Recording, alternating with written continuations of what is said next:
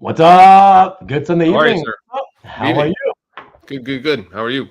I'm good. I'm very good on this lovely Sunday evening. Congratulations, Karen. I know it hasn't happened. You're 11 away. Yeah, that's great. But Congratulations, Karen. yeah, but for those of you who weren't here last week, you and those of you who were will remember that last week she just got her 500th Wow. subscriber, and nobody grows their channels on YouTube without a little bit of help from their friends. Nobody can get big without some help along the way, and then some more help and some more help. So first and foremost, let me start off, everyone, by first of all, I want to mention that Karen finally did put out a video this past Thursday. She usually drops them on Thursdays. And so yes, Marcus, last week, exactly 500, exactly. I'll get to that though. I'll get to that. So first, let me put in this link. Okay, so for anybody who hasn't subscribed, it's an unboxing video for a comic book this time. She does comics and art, but don't let that steer you away if you're not into comics. She does show some art during the video towards the end. So yeah, please check that out. That's the latest video she did. And what I also wanted to mention is, for anybody who likes Karen's content, and you should, because it's a lot of fun, I also wanted to say that she recently she made an appearance as a guest on the channel of a comic book collector dealer named, I believe the channel is Bry's Comics. Okay, Bry as in short for Brian.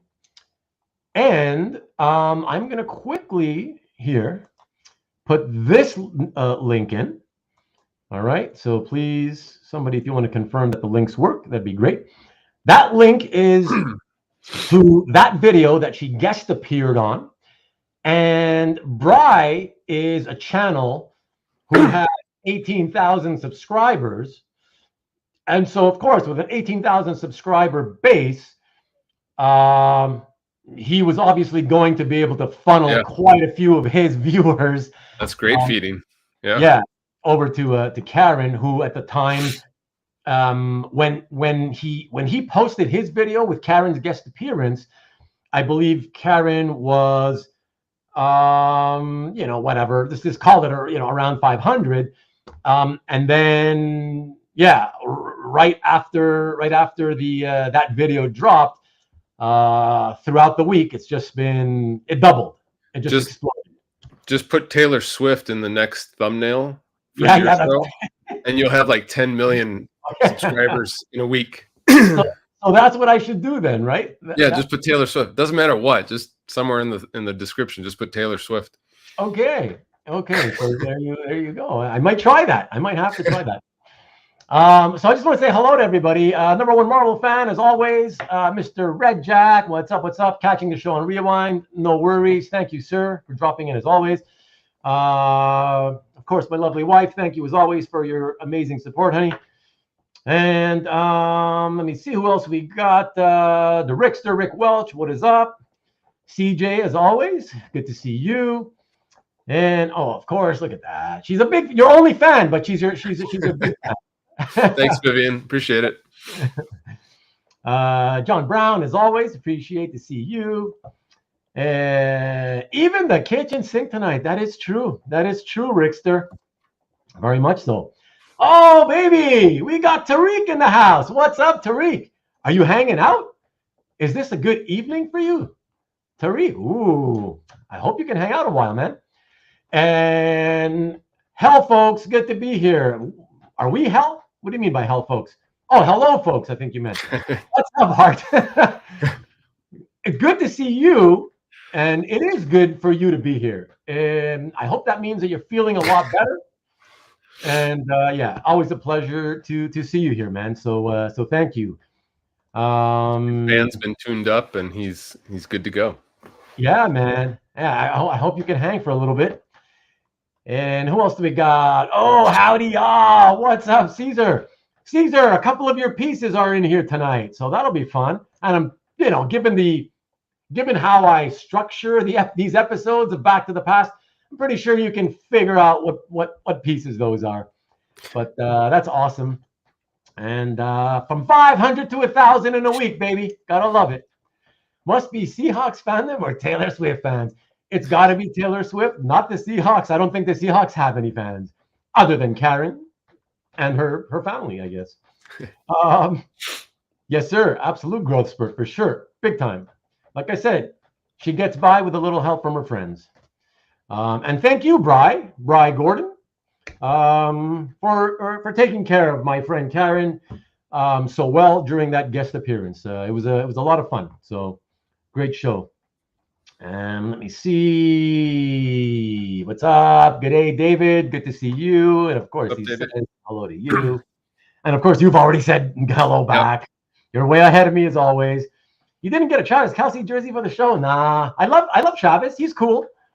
He's cool. But I love a lot of players. I'd rather put the money towards art than too many jerseys. Come on, man. That's gonna be a lot of jerseys. I like too many players. So. No family around tonight. Shit, I wish I would have known. I would have delayed this show until next week, and you and me could have done our show.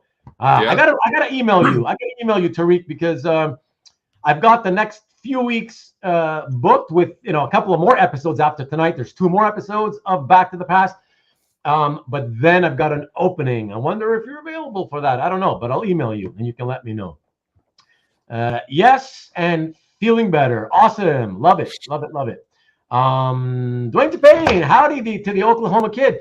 Oklahoma won this week, by the way, yesterday. I don't know if you follow college football, but so that was an upset. So that was cool. Reddy's retired and Pats are done with Mac Jones. I know. Whatever. It's going to be a while before they're back on track and whatever. At least I have the last 20 whatever years to hang my hat on. So, will you still follow the Pats now that Brady's retired? Yeah, see, people talk about dynasties. That's a true dynasty, right? Sure. People always used to talk about when these teams would win 3 years in a row in any sport, right? Oh, dynasty, right? But when you think about it, come on, that's still a relatively short span of time. Yes, it's impressive. Of course it's impressive because it's not easy to do. Right. But come on, the Pats in 21 years won 6 Super Bowls, but that's not even as much. It's not even as impressive to me personally as to me, the number that really should impress people is 10 Super Bowls. Right. I don't care that you lost 3 of them. Most teams don't ever get to the Super Bowl. Yep. Right? Right. You went to 10 Super Bowls in 21 years or whatever it was. That's a dynasty, a 2-decade-long dynasty. That's insanity. So, yes, I'm still going to follow them, whatever. But, Detroit's still my other team, right? It's always been since 1989 when Barry Sanders came into the league. So still with them. It's looking good so far for them. Looking good, baby. Looking good. See, all those years, 30 years, I had 20 years of awesomeness with the Patriots, but at the same time, 30 years of misery with the Lions, We're the anti-dynasty. The anti-dynasty, exactly. The exact opposite of dynasty. So hopefully that changes and we can do something with that, But, okay, everybody, I just wanted to say that it's quite funny, ironic, and interesting that tonight, on the night that I not only celebrated Karen's soon-to-be 1,000th subscriber, even made a friggin' slide for her at the beginning of the show. She's out shopping for groceries, apparently, or something. I don't know. I guess you'll have to see it whenever on Rewind.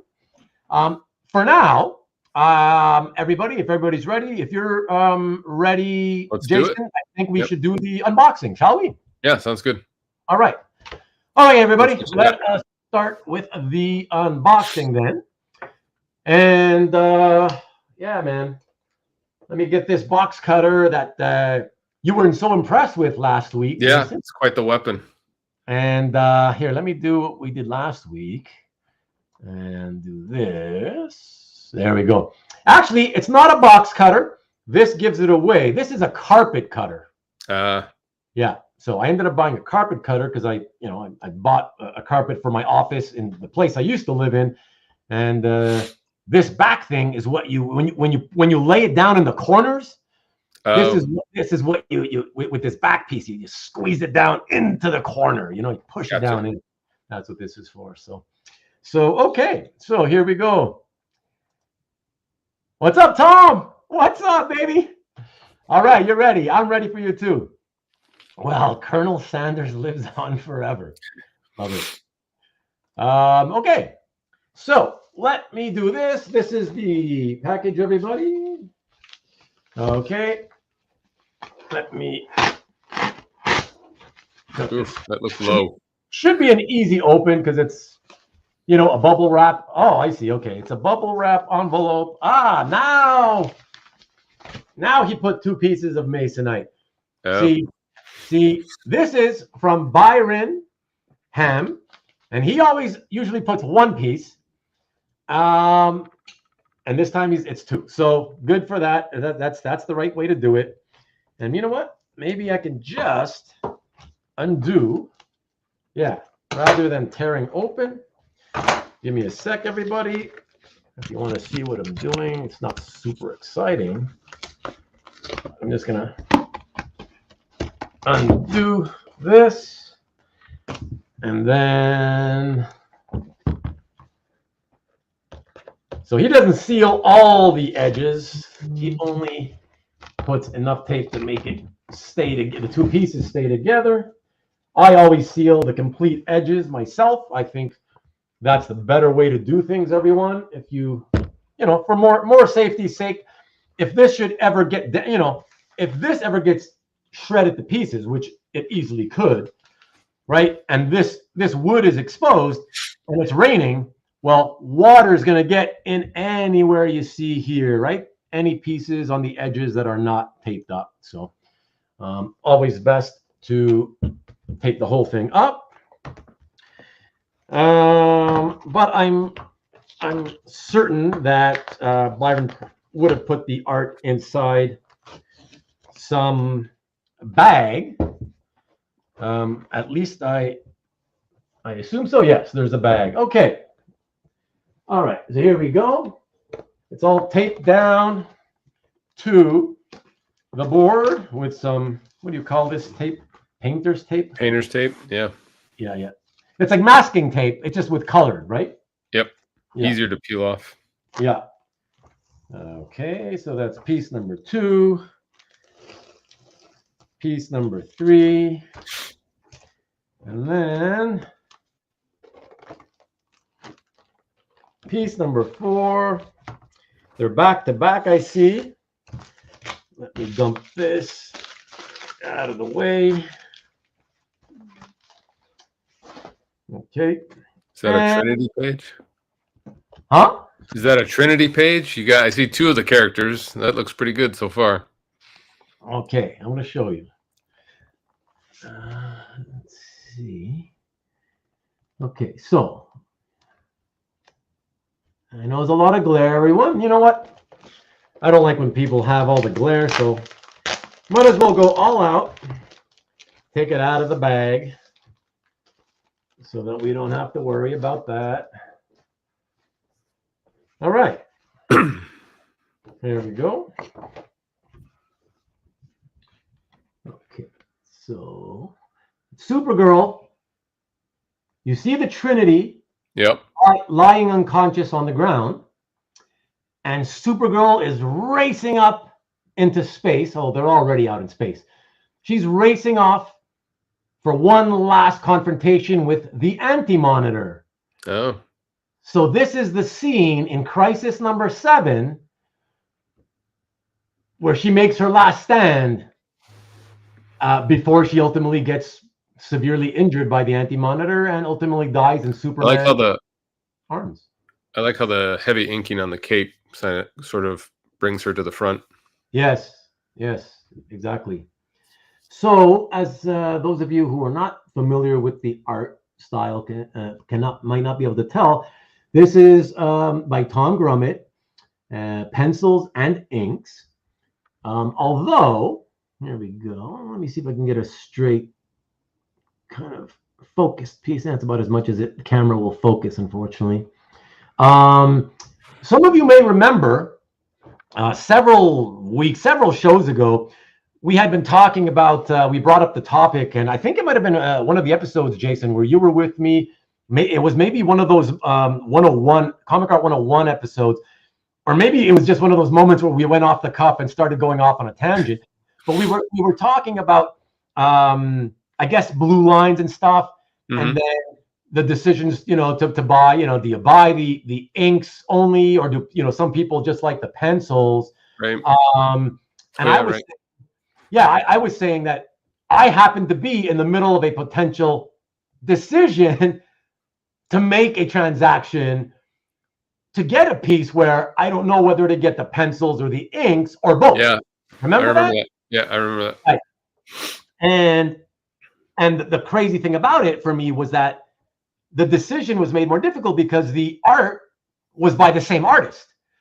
So usually when it's on pencil, one on two boards, because this is on two boards. So here, unfortunately, the light's not great. Yep. But pencils, though, right? Here are the pencils, and it's a cover, Tariq. Thank you, but it's a cover. Yeah. So these are the pencils, and these are the inks, And so I struggled because I was like, well, I don't need both, Sure you do. And I don't. And in the past, I've purchased, typically when it's done like this, I've typically purchased just the page of inks because I prefer the finished art. But this made it hard because it's the same artist, right? Right. So I'm thinking, like, why do it that way? Like, it doesn't make any sense. Like, I'll pay the money, I'll pay whatever you're asking, but I would rather have this on one board. Yeah. You know what I mean? Just the classic way, the historic way of doing it. Did he have an explanation of why he broke it up like that? No, and I didn't want to ask him because in my mind, the only thing I could think of didn't reflect well on him. Right? Like, think about it. Let me ask you, Jason, since we're talking about this, what reason, or reasons, plural, could you come up with, right? Could you come up with for one artist, not two, not a penciler inker, one artist who is going to be both the penciler and the inker? Why would they do it on two boards? Can you give me some reasons, or even one? Either the publisher's paying him the page rate as an inker and the page rate as a penciler, or when he goes I can tell you right off the bat, of course they're going to do that. They have to. Yeah. That, no matter if they do it on one board or two boards, they're going to get paid for both inking and penciling, of course. And then when he goes to sell it, he gets twice the money. Okay, so I don't know if it's twice because the price. Yeah, right. But I mean, he gets two. I know what you mean. Yes, separate sales. Yeah, two separate sales. Right. It might. Exactly. It could. You're probably thinking, okay, maybe if it's on one board, maybe I get this price, but with two of them together, maybe I could get an extra 50% or whatever it is. Right. That's what I'm thinking. Now, Chuck is in the house. What up, Chuck? He didn't want to mess it up. See, that's the funny thing is, Chuck, is that I've heard that reasoning. In fact, I've heard that reasoning from a good friend of mine who I just noticed is here and wants to take it off my hand. And I'm so happy you're here, Mickey. Of all days, haven't seen you in the last couple of weeks. And I was sad about that because I showed art that I sold you years ago and that you still own. So I was sad that you weren't here to see that. But Mickey told me a story about somebody. I don't, he mentioned it the last time he was here on the show, but he didn't want to mention the artist, and that's fine. But he was telling me that an artist told him that, well, like what you said, Chuck. Oh, it's just that this way, in case I screwed up when inking it, then I can do it all over again.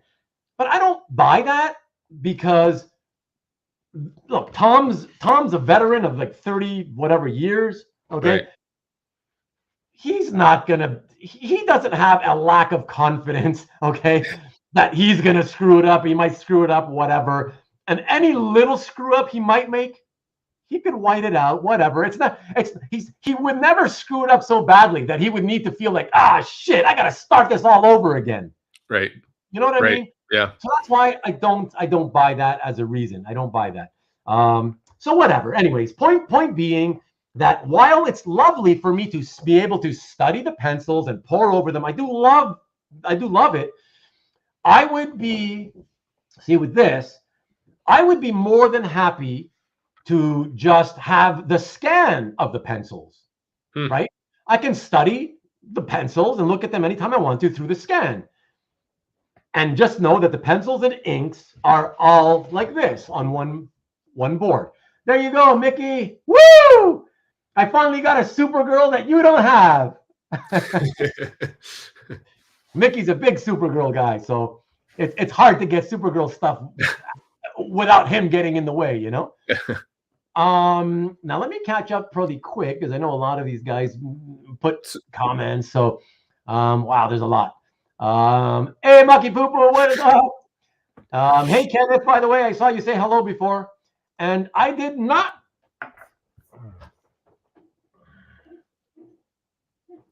Hey, now it's a family show. Boxer shorts, baby.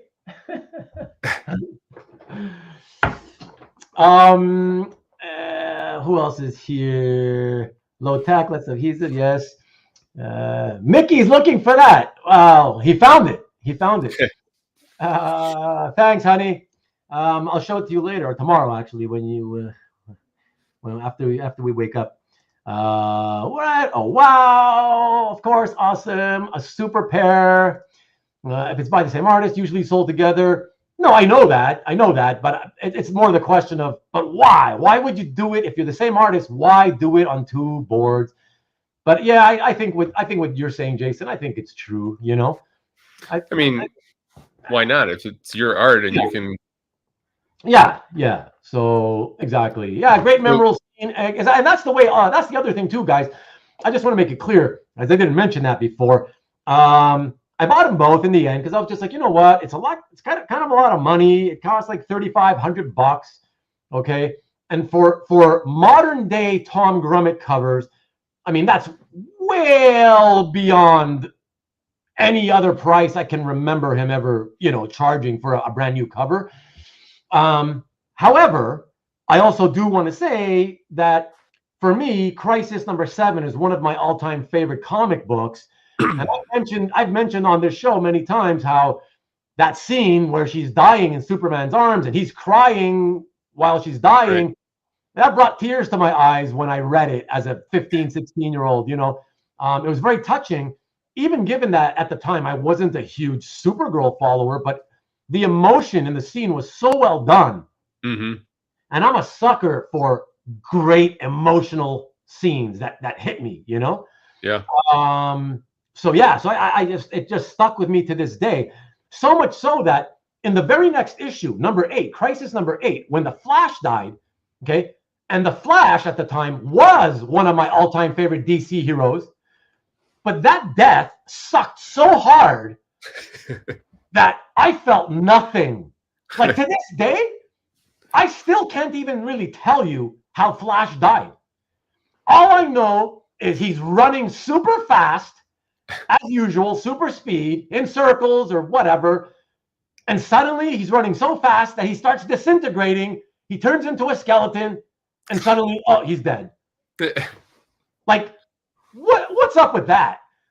Like, he always ran fast and he never disintegrated. Suddenly he's running fast and he disintegrated. Like, I don't get it. So whatever. To me, it ruined everything. Like, he was truly dead, But like, I can't even tell somebody who I'm trying to introduce to comics, right, to go read that. Oh, Flash, you like Flash? Cool, yeah. And if I tell them, yeah, he died in this comic, oh my God, how did he die? Like, I can't say he took some explosive shots from this Anti-Monitor character and got so badly wounded that, you know, he died like Supergirl did. She took a beating. She took a beating of a lifetime and died. She expired like a normal human can expire, right? Right. How do I tell somebody, well, I don't know, he was kind of running fast, and then a skeleton, his skin and flesh burned off him, and then he was dead. Like, it makes no sense, right? So how do you tell somebody that? So whatever. So imagine that. That's the irony, that the character I didn't care, I have a lot of like affection for, that death really moved me. And the very next issue, the character that I did have a ton of affection for also dies. And that moved me in no way, shape, or form. I was so pissed, you know? So whatever. So anyways, Ruben's so thrifty, he chooses the cheaper one. Because I was gonna get the inked one. The choice was $2,000 for pencils, $1,500 for inks. And I would have gone for the inks. If I would have gone for one, I would have gone for the inks. Even if it had been 1,500 pencils, 2,000 inks, I would have still gone for the inks. Just FYI, that's it. So if you display that, would you just frame the inks, or would you frame both together? Because of how it's done, I would not frame it. Okay. I would not frame it. Certainly not the pencils. Pencils don't frame well, in my opinion. The gray, right? The gray tonality of the graphite, I just don't feel it stands out on a wall very well. So I wouldn't do it. So if I absolutely wanted to, I would do the black, the inked version. That would stand out for sure, you know? JC, what is up? Same artist, then yes. Okay. There you go. Yes, on board. Exactly. Yes. Double dip, of course. You see, there's another guy, Caesar, saying that if he makes a mistake, but I don't buy it. I don't buy it. Again, if you're like an amateur, if you're just starting out, I could buy that maybe. Okay, let's see what Chuck says again. In the past, the artist would light box the inks, true. But now the technology is there that they can just do a blue line. Yeah, exactly. Chuck, come on, brother. Hey, listen. Artists, yeah, again, if you're new into the industry, I get it. But when you've been a monthly guy for decades, come on, man, you're confident enough. And you've done a million inked commissions for the fans. You've got all the confidence in the world already, my brother. Absolutely. I'm not buying it. Dennis Cowan does the same thing on art, pencils and inks. Yeah, inking mistakes is the reason why. Is that what he says? I know that's what we were saying before, Marcus. We can ask. I know. I felt weird asking him, because if it is about the money, you really think he's going to admit it to me? And I don't want to put him in that uncomfortable spot. I have to admit to that. So, like, I'm cool. Whatever. It is what it is. More fun to speculate. Absolutely. And Mickey, of course, prefer on the one page too. You know, traditional. You know, sure. Not really mistakes, but if they didn't like the way it turned out, man. But I'm telling you, Caesar, listen. Don't forget that this is also something they're doing. You know, this needed to be published, right? It needed to be published. So you got your deadline. It has to be turned in by this date, and that's it. Like, if you finish the inks and you don't like it, trust me, in this business, you're like, it bugs me, but whatever, it's done. Here you go. Here's your JPEG, Marvel or DC. You know, that's it. It's done. They're not gonna redraw it, because guess what? Unless the editor requests that it be redrawn, they're not going to get paid twice to do it. So they're not going to go through the whole thing and redo it again. That's, you know. So, anyways, that's my view. Karen, look at that. Hey, Karen. Wow. Don't ever apologize for being late, but I will say that when the show is over at some point later tonight, you really need to not miss the rewind. You got to rewind and watch what you missed. Okay, that's all I'm going to say. You were the guest of honor tonight, and you weren't even here to appreciate it. So that's all I'm saying. Lovely to see you, though. Tom, love the Superman chair. Shit, Tom, I've had this for like, I don't know how long now. Here, man, look at that. Check it out. It's got the red lining here on the sides. You can't really see it well, of course, but check it out. Even the back. You need a red cape hanging off of the back. How lame would that be, honestly? You know? No thanks. I'll stick with I'll stick to the capeless look, you know. But you were watching the last show on replay a few minutes ago. Awesome. Did you catch your pick? Did you catch the images I showed of your art, though? Did you catch that stuff, man? Hi, Karen. Marcus, I speculate that he sent the art to an inker, but the inker flaked out, so he had to ink it himself while the pencils were being returned to him. Nope. He was intended to. I know this for a fact. I did ask him. He was hired to pencil and ink from the beginning. Nick's perm is curling up. Speaking of perm, so I mentioned to you guys that I once got my hair permed. So I went looking for the photos. I did find a couple of the photos, but they weren't hilarious like I was expecting them to be, only because when I saw them, I remembered that the photos reminded me I hated it so much. I was so embarrassed by it, by how the guy screwed me up with these pigtail curls that he did, that every single day, right, I would shower and I would spend like an hour trying to straighten the curls as much as I could with the blow dryer, you know? What made you back then? What made you walk into a barber shop and say, you know what I really need? No. That's the problem, Jason. That was not what happened. I wasn't going to a barber shop. I was going to a salon, okay? And the woman, the young chick that used to do my hair, she was like, oh, you know, this is back when I had a lot more hair. She's like, oh, you have such nice hair. It naturally waves. You know, you have a natural wave to your hair. You should get it permed just so it can wave a little more. So I'm like, you really think so? And she's like, yeah, just a little more wave would be good. You know, it'd be nice. Like, okay, like as long as it's just a wave, like that's fine. Yeah, fine, sure. And then I go, and then I get I get the gay guy who I'm thinking, oh yeah, this is good, because I was kind of worried. And then all of a sudden I see, stereotypical, the gay guy who does the hair and stuff. I'm like, oh, this guy's gonna be awesome, right? This guy knows what he's doing. Okay, this guy's been doing hair forever. He's got experience. He's not gonna let me down. And I just remember being in pain throughout the whole thing. It felt like he was tearing my hair out. Every time he took a little bit of hair and wrapped it around one of those hair curlers, okay, it was so painful. And I was thinking to myself, man, this hurts. I never knew that getting permed, like women who keep getting their hair permed all the time, they're willing to go through all that pain. That's crazy, right? I didn't realize that wasn't normal. And when I went home, right? When I went home and I looked in the mirror and I was feeling and looking through my hair on my scalp, there was dozens upon dozens of dried up blood spots. Oh yeah. Yeah. I can imagine. Chunks of blood, because he had been pulling so hard as he wrapped the hair around those curlers, you know? So I women who've had, or anybody else who's had a perm, please tell me if that's normal, if it's supposed to be painful. I don't know. But bottom line is, it was just a massive mistake, and hopefully I never have to do it again. Who died quickly? What's up, Mike?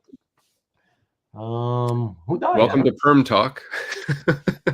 Yeah, you know, the show always goes off on tangents. Died quickly, right. So how did he die, though? Sometimes you need to hit the brakes. Yes. Flash died doing what he loved most. Running? Exactly. I speculate he made a scan of the art, but left the art on the scanner. Thought he lost it. Nah, man. You're joking, silly Tom. Yeah, exactly. You totally disagree with me, Scotty. That's okay. You're allowed to. I'm not going to say anything. Touchdown, 49ers. By the way, they got the kicker, the best kicker in the league so far this year. Money Moody from the Michigan Wolverines, baby. Yeah, just for that reason alone, just for the kicker. Go 49ers. Agreed. Inks present so much better. Also prefer the final published art. Thanks, JC. Love to hear it. have a similar situation. I have both pencils and inks of a Patrick Gleason Superman page, and I display the framed ink page. Nice, Tom. See, look at that, Jason. Mm-hmm. Yeah. The question's been answered by somebody else. Yeah, he likes just and the way it presents when it's inked. So thank you, Tom. Thanks for letting us know that. Speculate he didn't get along with the inker and then lobbied to do it all himself. You're just shit disturbing now. You're welcome, Karen. Yes, Rick. Yes. Yes. That's a Supergirl chair. Oh, nice one. I like that. For tonight, we'll call it that. Yes, for tonight.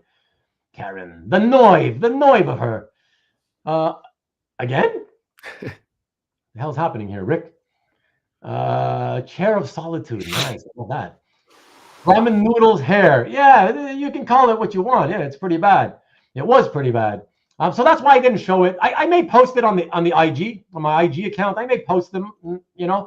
I did scan the pictures, so I may post them just so you could see. But you'll see that it looks weird because the hair is kind of standing on end and it looks kind of straight, but then on the ends, you can see kind of there's something weird, whatever. But it doesn't look like a bad perm because I straightened it as much as I could. Ruben Longstocking, yeah, remember Pee-Pee Longstocking? Who doesn't remember her? And by the way, Mr. Red Jack, you said you were leaving for the night. What's happening here? What's going on? Finished work already? What's going on? I was influenced by Flo from the TV show Alice. Oh, I used to love Alice. Chris Margaret. Who didn't love Alice back then? Works for Weird Al. Ruben fell asleep and his shirt was untucked afterwards. It gets worse. I keep losing track. Who's gay in the perm story?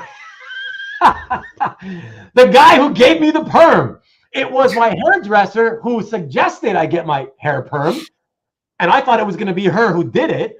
And then when I walked in, she's like, oh, okay, here's, Joe Blow, whatever his name was. And he's going to be doing your hair. I'm like, oh, excellent. I saw he was very effeminate, like super out there gay. I'm like, yes, this guy knows he's going to know what he's doing.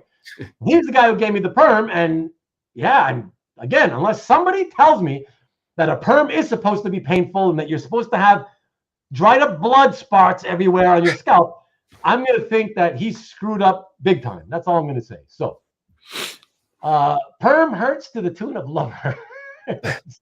Each time we've got a perm, you couldn't sit. I only got it done once. TJ, what's up?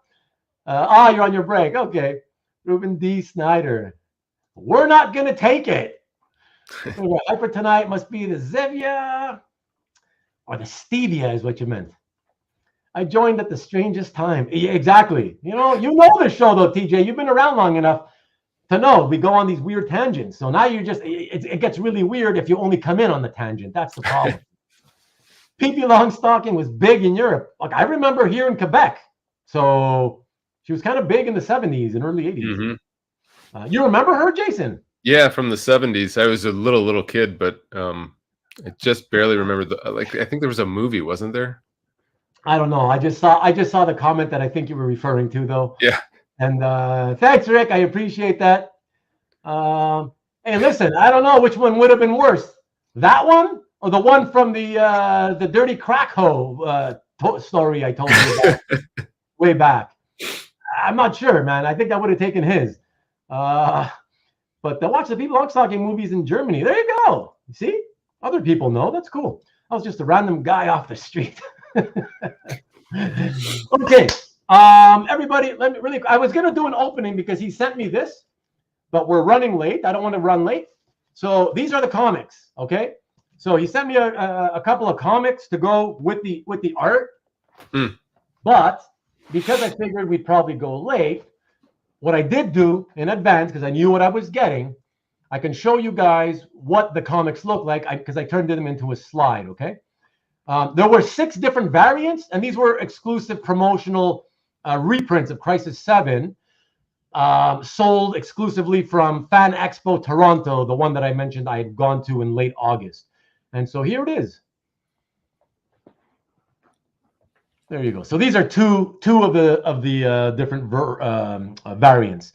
So you got the one on the left, which obviously is what you saw that I showed you of the artwork, how it's drawn, and then you got that other variant, which is really cool because it's the main Supergirl image from Tom's cover, blasting out of the original Crisis 7 cover.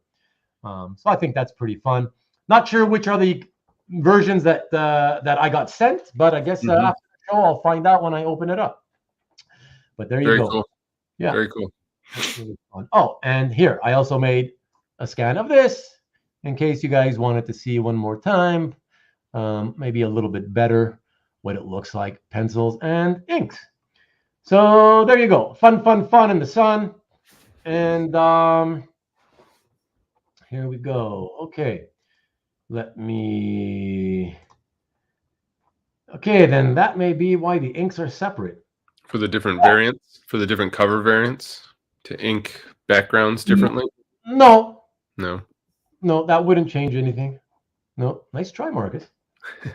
But okay, use the different background. No, but it's not a different background, right? The one on the left is exactly what's drawn, and then all they do is they digitally cut out the Supergirl image and superimpose it on top of the original Crisis 7 cover.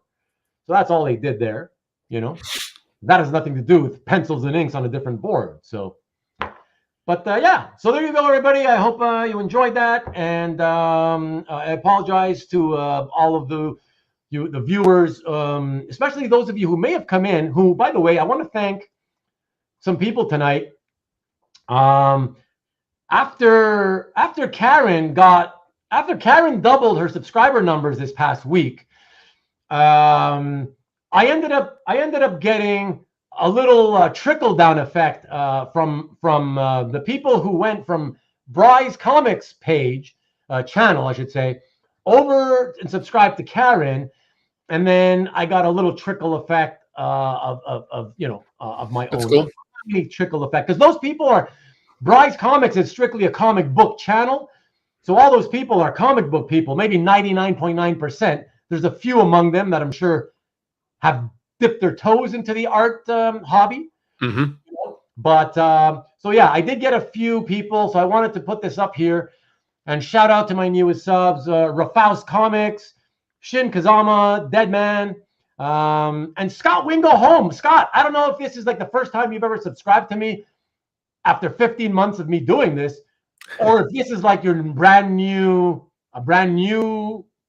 account that you opened or something, Scott. I don't know what's up with that, but thanks to all of you. Thanks to those of you whose names I don't shout out. That's because your privacy settings don't allow me to see your names. So there was a few of you anonymous people as well. So thank you as well. And specifically to Rafaust, Shin Kazama, and Deadman. I'm assuming that you probably thought when you came over from Karen's channel that I also was perhaps a comic book channel. I am strictly an original art channel, but I want you to know, in case you're listening and watching, I want you to know that I will soon be experimenting with non-comic art content, still focused on the art of comics, but via showing comic books. Not comic book art. Yeah, so it will become at least a little bit of content comic-wise. So I hope that you guys then eventually see that and tune in and check that out. Okay, so thanks for that. I think that's it, everybody. I think we can probably move on to the show and tell now. And yes, superimpose, exactly. Imposing Supergirl.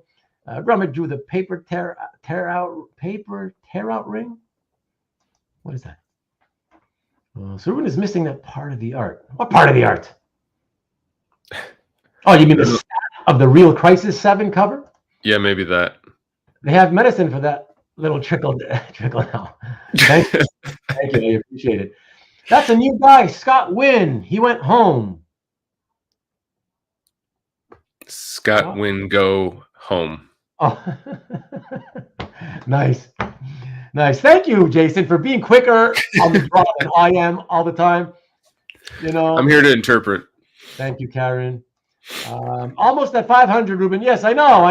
You know, but at my pace, at my glacier pace, like I said last week, I think I said I'll probably get to 500 in about a year from now. But that's okay. we're only, strictly, I can get it up high if I did a ton of comic book content, because that hobby is infinitely bigger than the comic art, right? Yeah. So that's how you get a little help from somebody with a large channel in the comics field.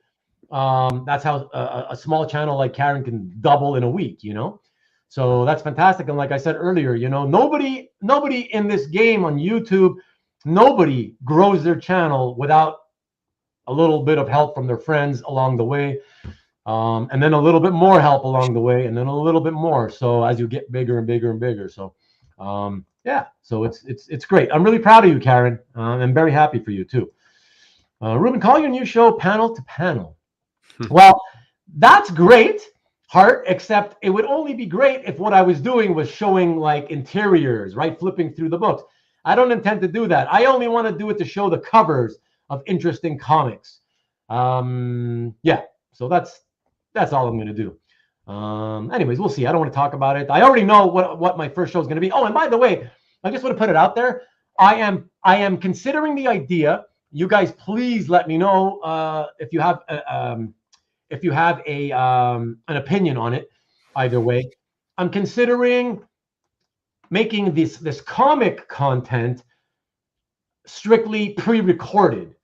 So I would just ad-lib it, right? Myself here alone, by myself, record myself doing the show, not live. And try to make the episodes, short, less than an hour, half an hour tops, maybe, whatever, but less than an hour. And that's kind of what I would want to do. You could pre-record it, but when you launched it, couldn't you be live in the chat? And there's still right. So here's the thing. This is why I want to get some feedback on it, because here's what I can do. I got two options, right? I can pre-record it, right? Or three options. I can do it live at my regular usual time, or even a different day and time, right? But I can go live with it. But I feel like, it's an original art channel primarily. So I figure that the usual viewers probably not going to give, most of them are probably not going to give too much of a crap for me to show actual comic books with no original art, right? Mm-hmm. So what I could do is I figure rather than do that, pre-record, and then there's two options. Is I just upload it at any given day and time when I feel like it, right? And then subscribers will get notified, hey, Ruben the Collector just uploaded a new video of some kind. Right. And then you either watch it or you don't. Or I could schedule it the way I schedule these shows every Sunday night, right? I could schedule it and it would automatically begin at 8 o'clock Eastern, 5 o'clock Pacific on Sunday night, let's say, at my usual time. And by scheduling it that way, I believe I could then have people in the live chat it would still be considered live, even though it's pre-recorded. The live chat, I believe, would still be active. And I would certainly come in and be in the chat at least. Yep. But I don't know if I want to do that. Or if I should just kind of do it the way most comic book content people do it, which is just pre-record, upload whenever they want. And then anybody who wants to leave a comment just leaves the comment below the video kind of thing, Mm-hmm. So I don't know if anybody wants to give me any advice on that or whatever your opinion is. Let me know. Show us the Romita, then you can have bloopers at the end. That sounds familiar. It? Not sure. What's up, Mike? It would be weird. It's really not my kind of thing, but I think I want to try it. I just want to try it just to see how it goes. Yeah, try it once and see what you think. Yeah. So that's what I think. So anyways, okay, thank you, everybody. We're starting the show and tell even later than we did last week. So let's get into it, shall we? You ready to go, Jason? Yeah, let's go. All right. So let's get back here. Let's do this. And yes, exactly, Mike. It's called premiering a video so people know in advance when the show is going to go live.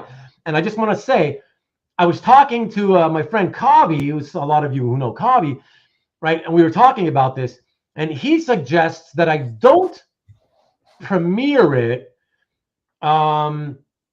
because I think he was saying if you premiere it that way, people know in advance, but since he says, I think he was saying, I got to go back through the emails, but I think he was saying, since your channel has always been, every bit of content has always been live, right? Not pre-recorded.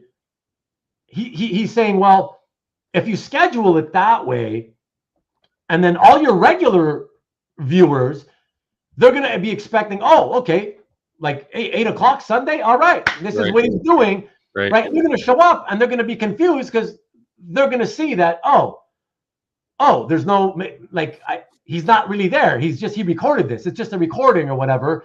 And they're going to be confused. And he said, then they might not like that because they're not used to that, You might try it on an off day, throw it out on a Saturday or something and see. Yeah, that's kind of what I'm thinking, right? Just pick some other day and time, upload it and see what happens, whatever, Yeah, exactly. See, that's what Karen's saying. Exactly. Different day and time. So, yeah, whatever.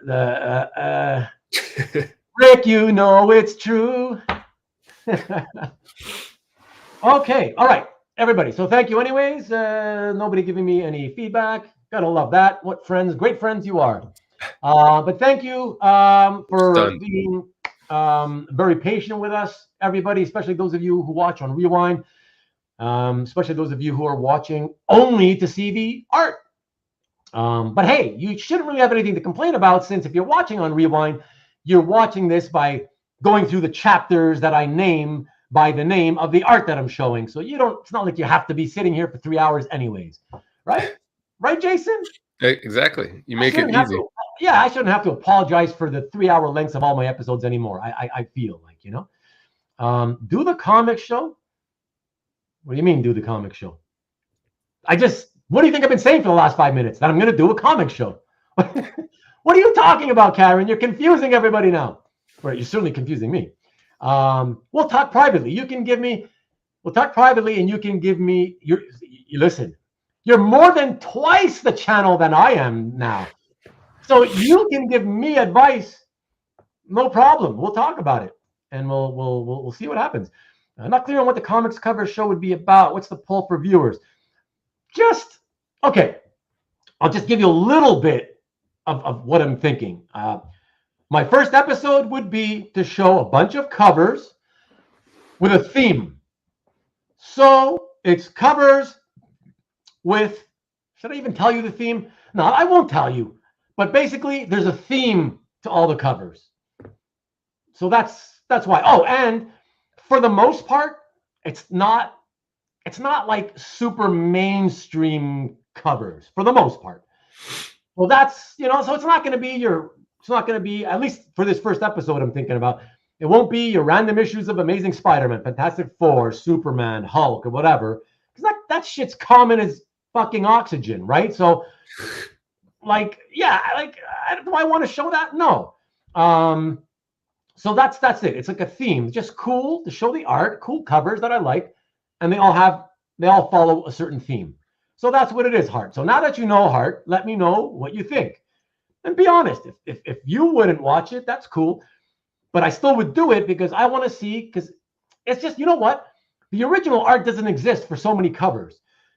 But I love thousands and thousands of more comic book covers that I've never seen the original art to because it has never surfaced. So I figure this is an easy way to do more content where I can still focus on cover art, right? Cover art specifically, without needing to worry that, oh yeah, but the original art doesn't exist. I can't find it, blah, blah, blah, blah, blah, It's still about the art. In other words, unlike most other comic book content, I'm not going to be focusing on, oh yeah, ooh, oh, look at this, 9.6. Oh, yeah. Oh, yeah, look at the spine.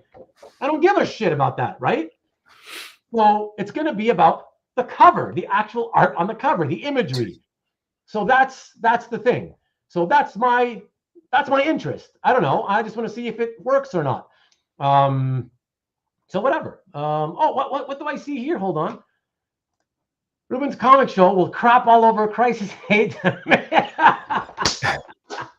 Hey, listen, but I love the Flash. I'm just pissed off that one of my all-time favorite characters was killed stupidly. That's all. Hey, Knights, what's up? I like that your channel is only live. Okay. Make a different one for the pre-recorded. I don't want to have to start and open up a new channel just for that, especially since I may only do it once or twice and then say, forget that. I don't want to do that again. You know what I mean? Not that I don't want your channel to grow, but what is kind of nice about your channel is it isn't too big. So when you have a chat, it's like you're hanging out with a group of friends. Yeah. Don't get me wrong. This is why the whole look, I've told you, Jason, I've told everybody a million times. The whole premise of what I wanted to do here was to keep it like this. Listen, how many other YouTubers are out there going, hit the like button and don't subscribe unless you're going to come back again? You know what I'm saying? Right. So that's why my subscribers came to a dead halt, like almost basically a year ago, because I started saying, don't subscribe unless you plan on being here, So that's what I want to keep it at as well. That's what to me, that's what makes it special, is it's a hangout spot for all of us. Right. To shoot the shit together. And for those of you who don't know, you may be catching this for the first time. Yes, you're looking at my other videos. You see they're all 3 hours long, some a little bit shorter, some longer. This is why, because we talk a lot. It's a show for all of us. It's very interactive. It's for all of us to talk together. So yes, I want to keep that. So I'm just thinking the way to do it, Knights of Old, is rather than go to the hassle of doing another channel, is I would do the pre-recorded. And that's why I'm leaning more towards not putting it on my usual Sunday night time, right? Yep. And putting, like, if I decide to do more than one episode of it, like if I'm happy enough with the results of the first episode and decide to do more, I would make a playlist for that comic book content, stick it in its own playlist, and always just upload them any other day and time other than Sunday nights. Mm-hmm. Yeah. Right? I think that would work. That way, all you regulars who don't care about that, you don't have to look at it, right? You'll get notified, and you'll be, okay, that's just his comic book thing that he's doing. Okay, no problem. And you don't have to watch. Right. I think that's the easiest solution. So yeah, so that's what I'm thinking. Checkered flag DC cover theme. The problem is I don't really have a collection, so it's not like I can do a lot of themes. Well, I'm just going to start off with one show, and we'll see how it goes. Just do a live show on the subject. Yeah, see, I kind of would like to, but at the same time, if it's live, then I got to do it at my usual day and time. Otherwise, nobody would show up. But I don't want to do it live only because, yes, I'd rather talk with you guys as I do it. Mm-hmm. But then, again, the talking takes up so much time, it doesn't allow me to show a lot of covers. And I've got a lot of covers here that I want to show. So that's kind of why I want to try pre-recorded. Yeah, that's why. Do it first, the pre-recorded show. Let viewers vote on it then. Yeah, do it first. Yes, thanks, Hart. Yeah. I think so. I would enjoy looking at a show on comic covers. Cool. Okay, at least that's one. Thank you, Mickey. Appreciate it. What's up, Comic Guy Boston? Yes, sir. Hello, and to register my like. Thank you very much. Hey, Cap. Thank you, Cap. Appreciate it as always. Thank you. Safe travels.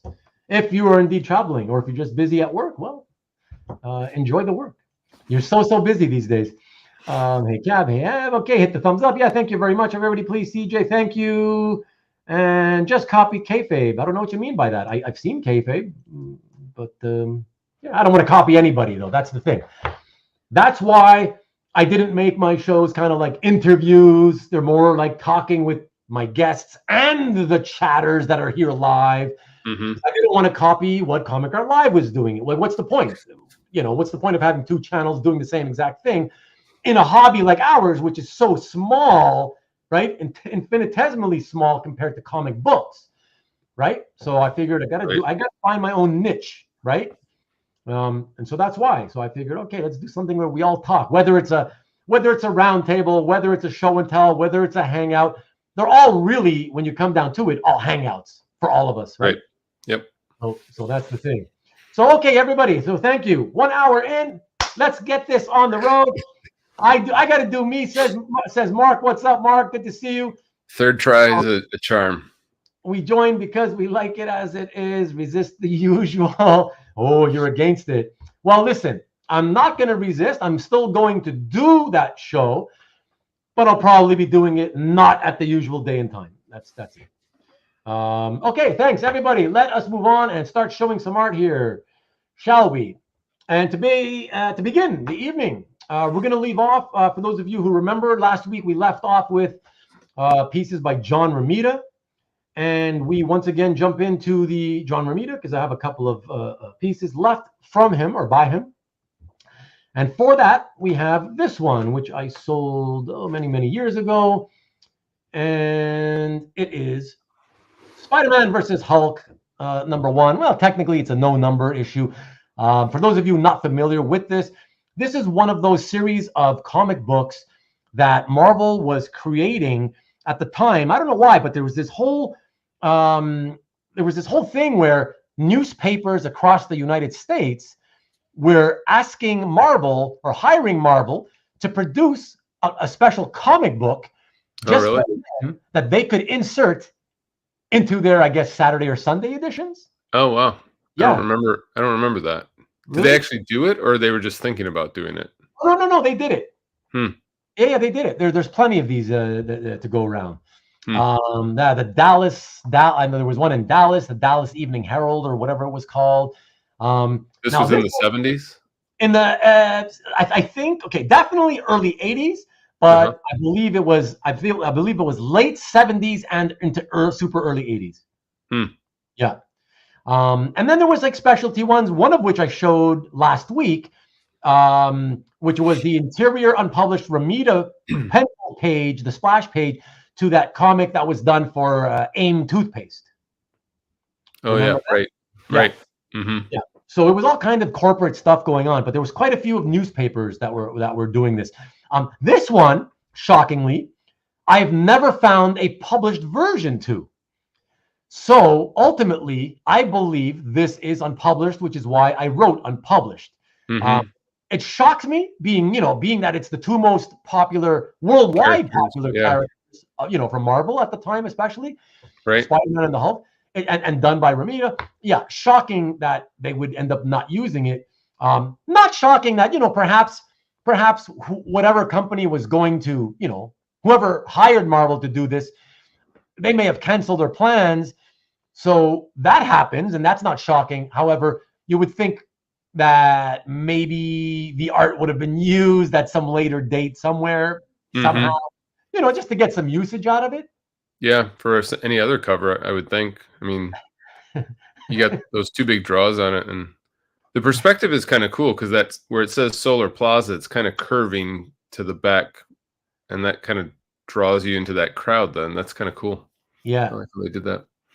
I like Marcus's comment, riffing on what we were talking about last week. All the excuses and reasoning that the collectors from 20 years ago used to give for why they had to knock me down on the asking prices of these types of comics, Right, yeah.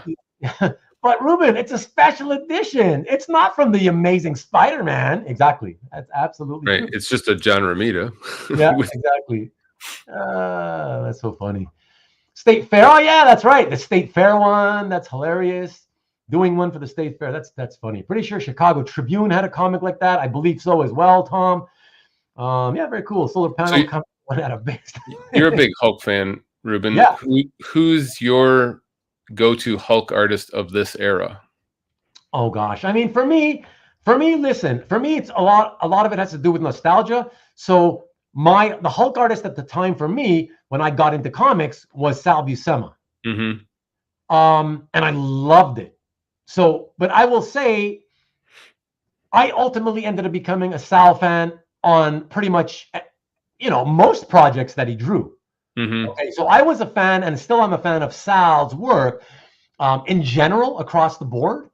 So therefore, I guess I can say, even though I'm nostalgic for his Hulk run, I guess I can say that I am being, to some degree, objective in saying that he's still my favorite Hulk artist. In the sense that, it's not, I don't like his Hulk art just because, he was the first guy. I always liked his art on every title, Yeah. And I loved Kirby, not that he did a lot of Hulk, but I loved Herb, especially Herb with John Severin in the early days, inking him. And then I loved, Keown, Gary Frank, and then McFarlane when he first came on. But my heart still is with Stalby Samahawk. Yeah. So must be Tariq must be Trimpy. Not for you or for me, because not for me. The Radio Shack specials where Superman needs the TR-80 to save the world. Exactly. That's hilarious, man. Yeah, and I think they had one with Terraman too. Exactly, Tom. Yeah, baby. Okay, so excellent. All right, so this next piece is the, I believe, last and final John Romita piece that I have to show. And for this one, we go a little bit further back to 1971, I believe. Oh, I love this cover. I have, I love this as a collector. Yeah. Yeah, and I gotta say, this is one of those rare times where I also always loved the colors on the actual published cover. Yep, right. I really enjoyed those various shades of greens, Yeah, and I think because the chameleon is white, that makes him really stand out. This is one case where the pencils or the inks, the art itself doesn't quite do the chameleon the same justice because he's mostly faded out. But right, exactly. Yeah. But otherwise, yeah. Yeah, well put. And very good point. For me, Romita is just always the quintessential Spider-Man. I like him more than Ditko, even though Ditko's the original. Yeah. Well, sure. I mean, there's a lot of people where, they'll go with Romita. A lot of people will say Ditko, whatever. But I love them both. They're completely different approaches and ways to draw. You know, I love them both. Very nostalgic for both. But ultimately, yes, I would say as much as I love the Ditko era, for me, a lot of what I love about the Ditko era was the fact that it was a combination of loving the quirky Ditko art, but the stories were magnificent as well. Oh, yeah, sure. Yeah, those were great examples of merging of both art and story. And it wasn't just a superstar artist or just a superstar writer. It was the whole package. Yeah, exactly. And come on. I mean, this murderer's row of issue after issue with a first appearance of villains that just kept being great. Oh yeah.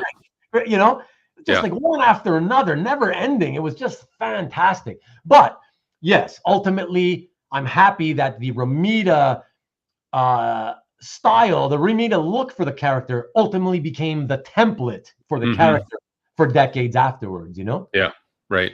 Yeah. So way to go, Tom. Yeah, baby. And Verubin, Spidey's not fighting the chameleon.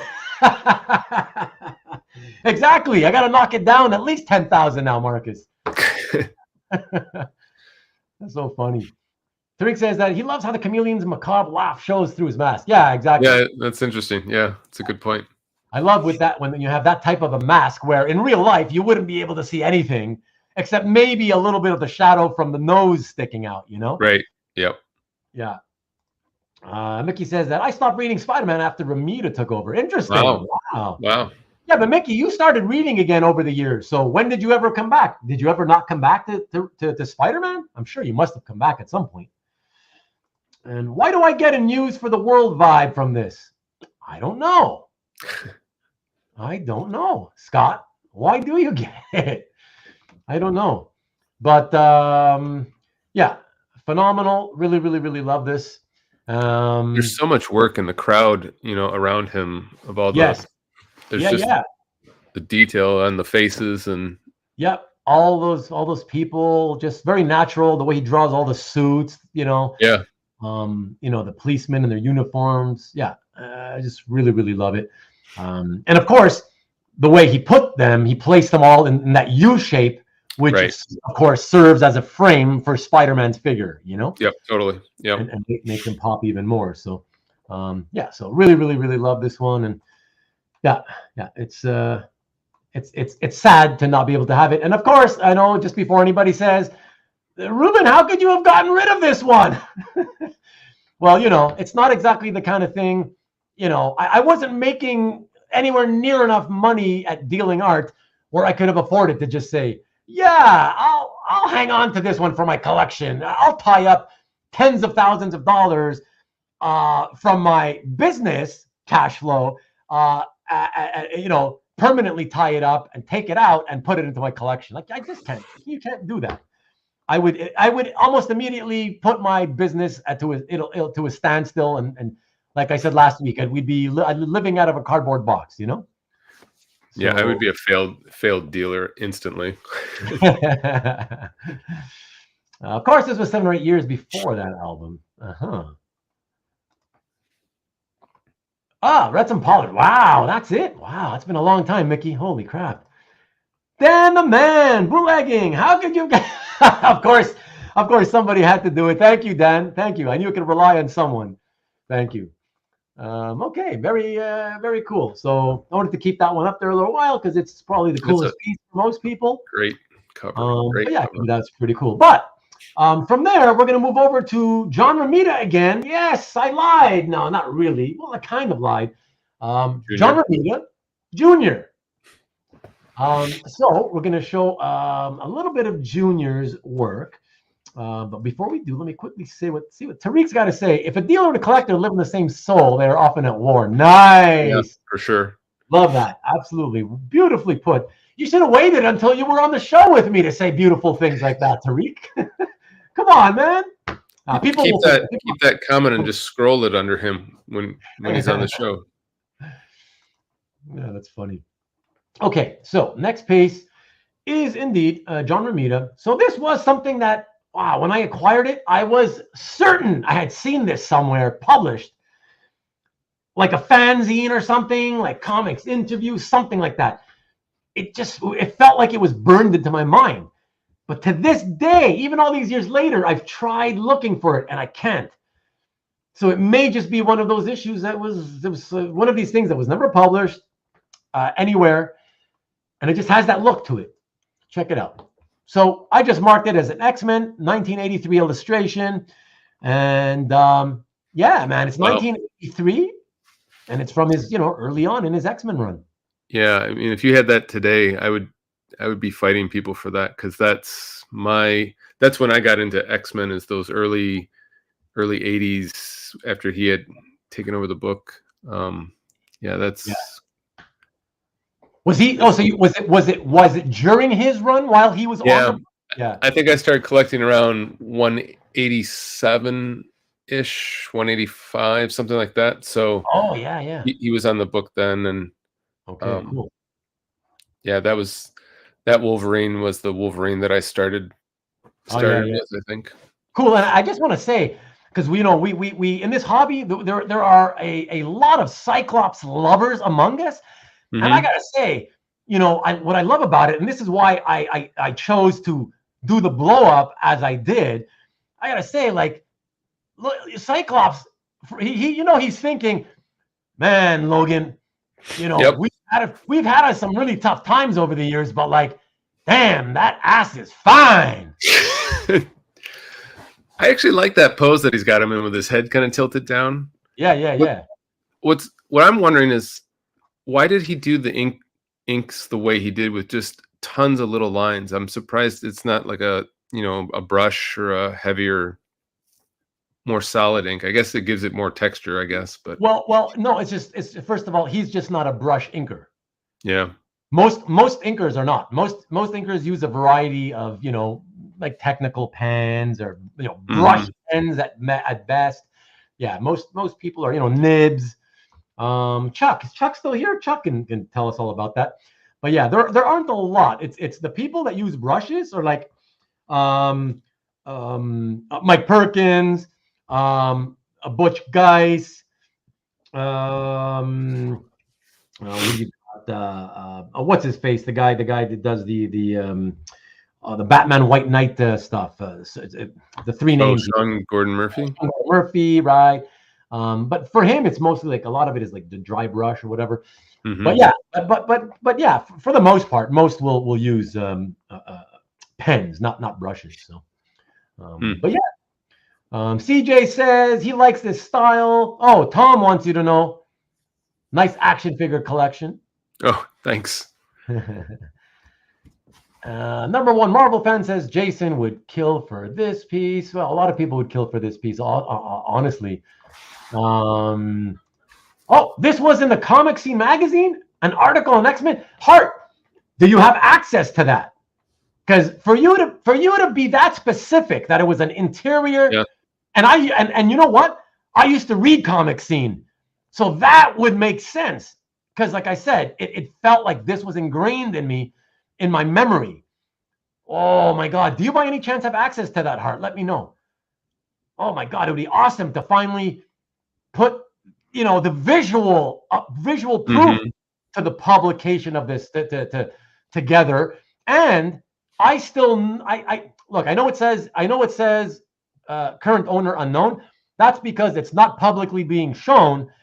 But I know that this is still with the owner that I sold it to, and I remember who it is. So I personally know who it is. So if I could get proof, an image somehow, oh my God, I would love to finally let him know after all these years after I dealt it to him.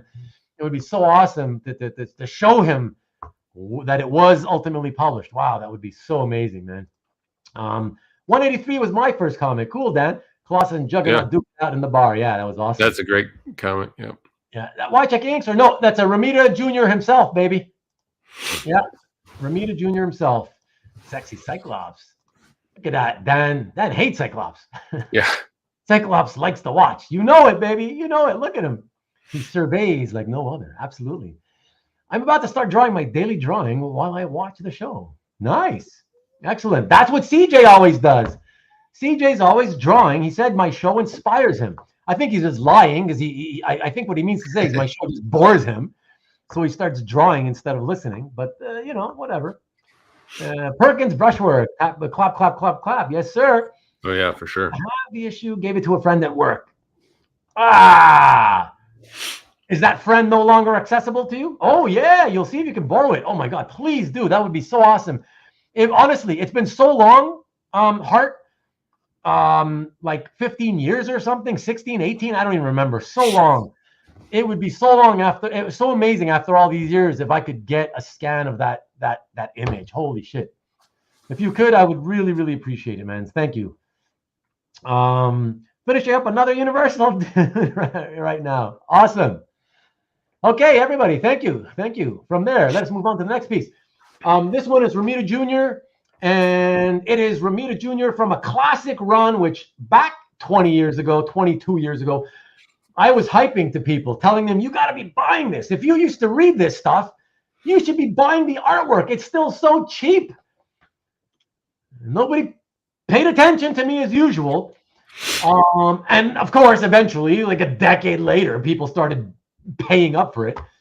Romita Jr. inked. So this is like Team Supreme. Romita Jr. with Bob Layton. Oh wow, that is the Iron Man run is to me the most classic. Like the Byrne X-Men run for most people is you're right, the quintessential X-Men run of all time. Yeah, for me, it's got to be Romita Jr. Layton. For Iron Man, even when we came back in the mid '80s, that was still cool, but not as it wasn't quite to me as exciting as the initial run, but. I don't know. Not the greatest page, because half the page is only, that mountain or whatever. Yeah, but the second panel is pretty cool. That silhouetting of Iron Man, and then the third panel, the detail in that, up close of the gadgetry, that's pretty cool. Yeah, exactly. Thanks, Hart. I appreciate it, man. But I do like the top panel, because story-wise, you can still see that on the left-hand side, he's flying up there. Right? You can see that's Iron Man flying up. So it gives a nice sense of scale. Right. From that. You know what I mean? So you're not gonna you're not gonna buy the page for the half splash, right? Like this is like a little lesson for sellers. This is the type of page where, yes, even though it is a half splash, I can tell you when I sell this page, I'm going to avoid putting half splash in the title, like I normally would if the half splash was the selling point.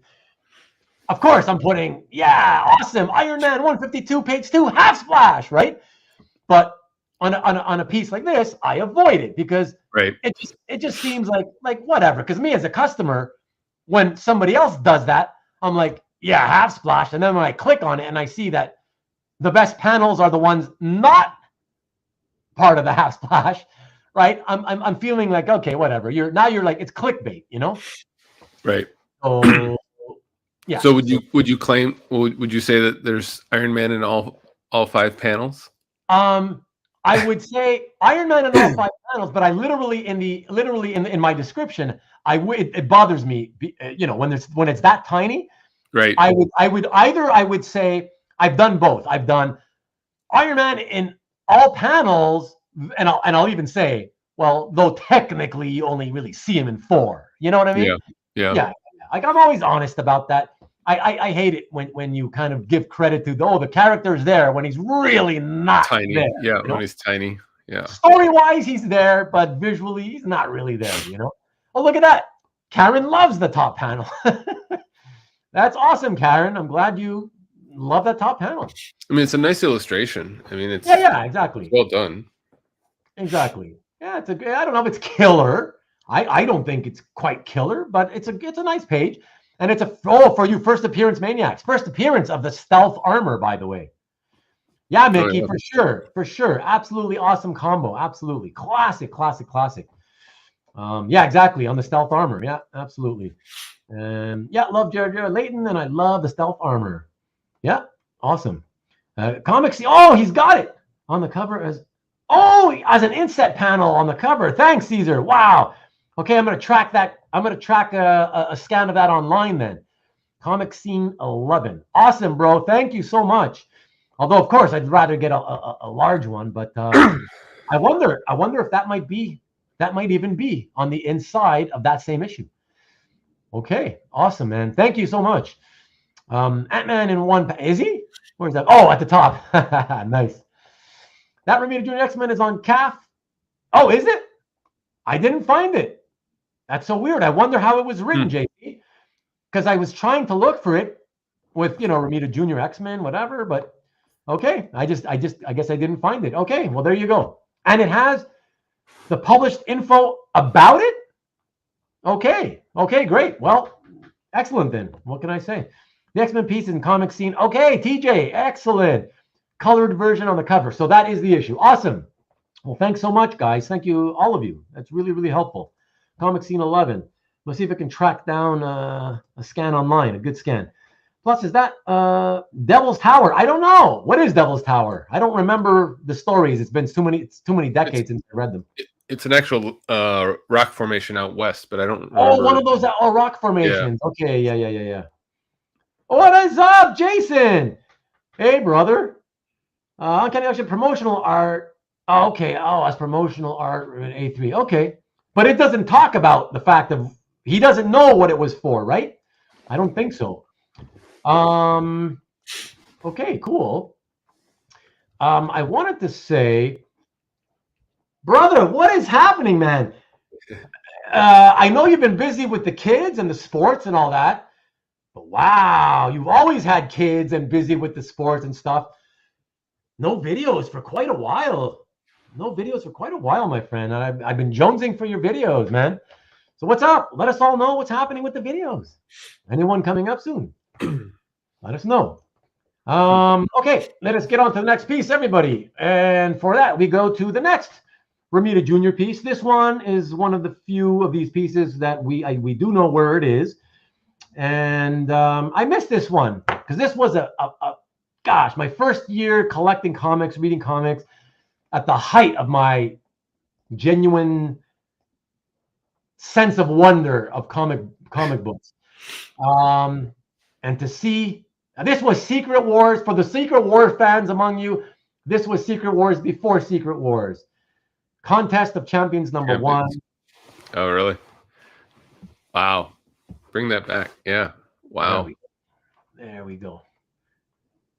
Yeah, wow. I don't know. What is there to say other than wow? Yeah, this just takes, this would take forever to just dive into it, look at it, pick out all the characters.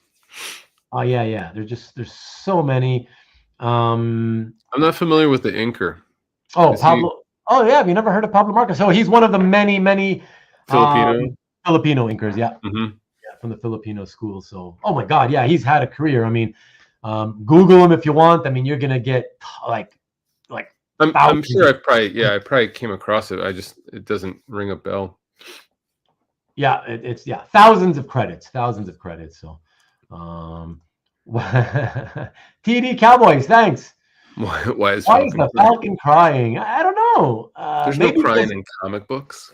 Yeah, I think he might be crying because Junior decided to sort of stick him down so low where nobody can see him. That might be it, Caesar. I don't know. When Junior was trying to emulate, well, it's not that he was trying to emulate him, JC. It's more that he learned a lot from his dad, and so you can't help but pick up that influence, right? He learned so much of what he knew back then from his dad, so it just naturally came out in the way he drew, But yeah, this is Beyond the Astrodome. Oh, and of course, I can't believe I didn't do this. Although for some reason my software is not letting this work well enough for me to go back and forth quickly. It's so slow. Let me see. No, it's not too bad. But yeah. Well, I wonder if there's a strategy to which characters you display more prominently, or if it's just whoever popped into his head. Yeah, it sometimes it could be both, but typically your editor is going to, on a project like this, you're going to want to display, some of your more, popular characters or whatever, right. But not always, as long as, most of them are kind of visible, So, yeah, and by the way, Jason, I should tell you, the content, because you probably don't know, or you might know. I don't want to imply you don't know. You probably don't know. I shouldn't have done that. That was condescending, wasn't it? I apologize. I may not. I don't know. But still, it was probably condescending. But that project, it wasn't designed to be, Contest of Champions 3-issue miniseries. It was actually repurposed. The entire thing was repurposed from what was supposed to be Marvel Superheroes Treasury Edition, Marvel Superheroes at the 1980 Winter Olympics. Really? Yes. But then they had that whole the boycott and stuff. Boycott, right? Yeah. Oh. Because of the boycott, that all fell apart. But they had so much art already drawn. They were like, and it's not just art that's drawn. Because listen, a lot of projects, a lot of books have been drawn completely, complete issues, and they still go unpublished, right? Mm-hmm. But this is like, you can imagine, this is a project with all or most of our most popular characters. Yeah. We got to get some usage out of this. So they go ahead and they repurpose the art. They change up things, cutting and pasting, whatever, changing the story, all the dialogue. And they turn it into this contest between the collector. Right. The collector, Tannelir Tavan, who, by the way, before Ruben the Collector, I went by Tannelir Tavan on CAF. Oh, really? I actually went by Tannelir Tavan. I had a logo, Tannelir Tavan, the Collector. And between him and the Grandmaster. And the screwy thing about it is that they still screwed it up, because the contest is that they had a globe, they split it into 4 quadrants, mm-hmm. and they sent each of those pieces to the 4 corners of the earth, and they split the heroes into 2 teams. And the contest was to see, okay, whoever finds the most pieces of the globe, I forget what happens. Whoever finds it wins, and I don't know what happens after that. But you win, right? But when you get to the end of the story, if you're actually keeping track, you realize it ends in a tie. It ends in a tie, yet the dialogue is like, you win. Yeah, just jumps out of the blue. Yeah, they declared a winner, even though if you kept track, it was a tie, 2-2.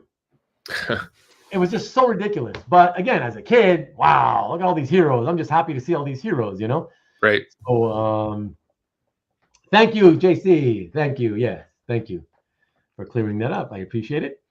Colors suck. Of course they do. We all know that. Cyclops must be in the middle. Hey, because he's awesome. Right then.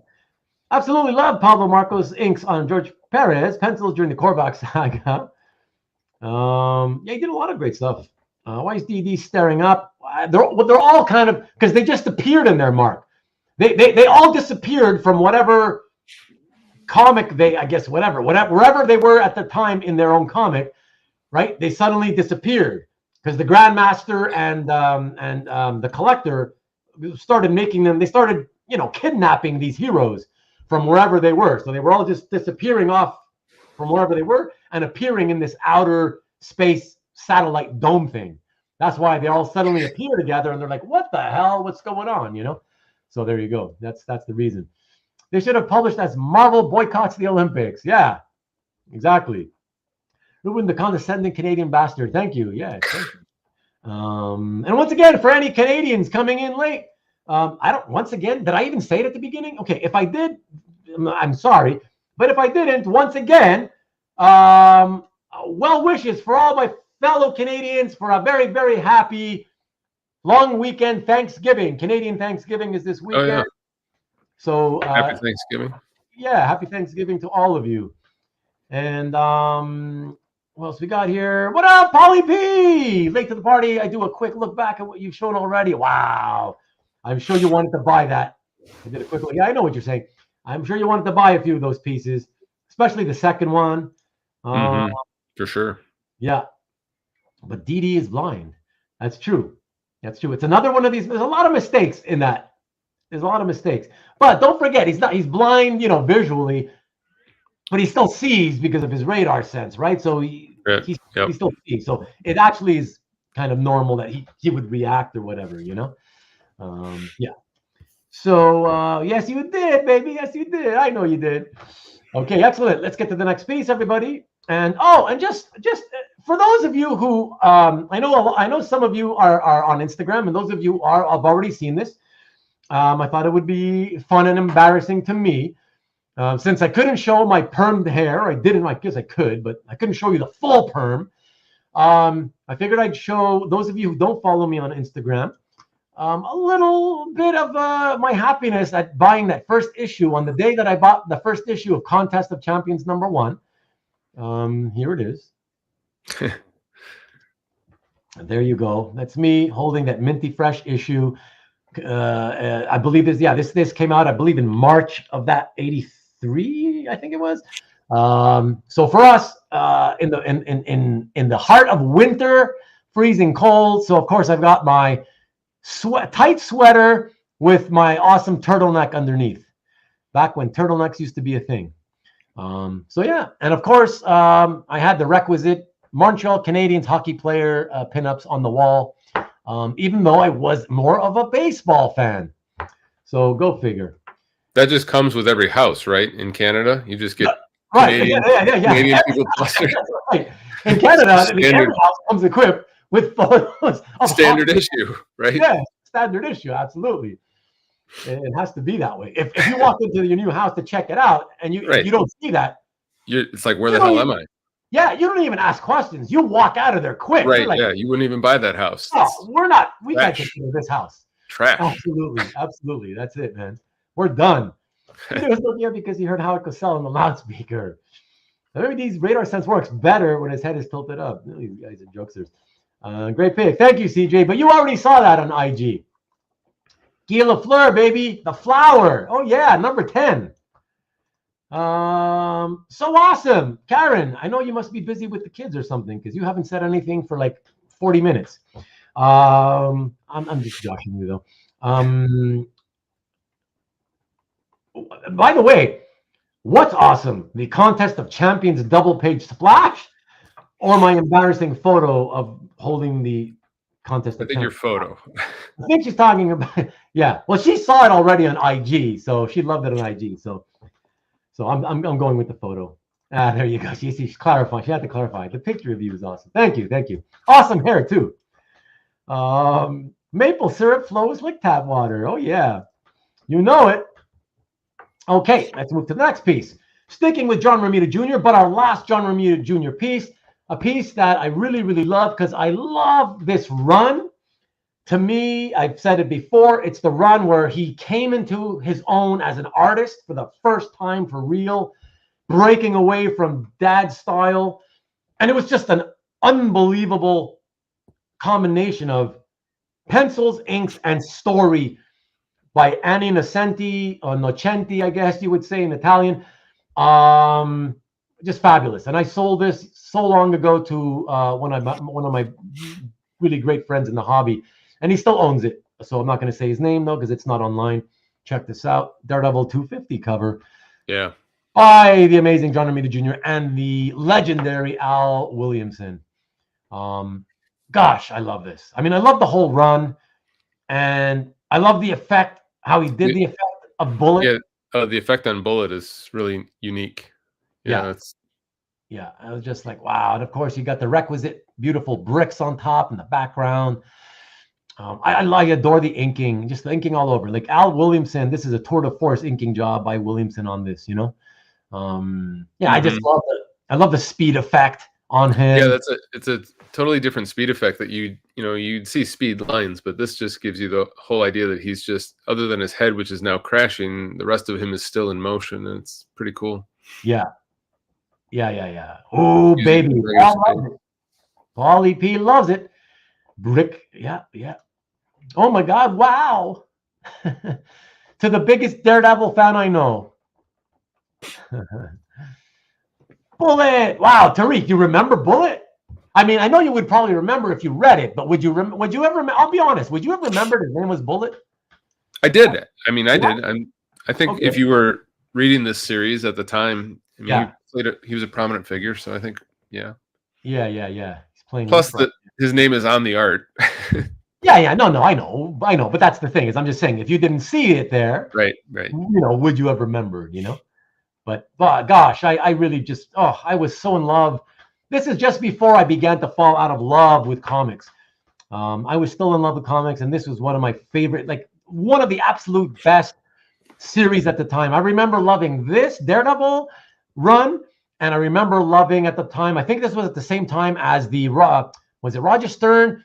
God, sorry to you writer lovers and followers, but I always, even when I love the stories, I still referred to the runs by the artist, because to me it was all about the art anyways.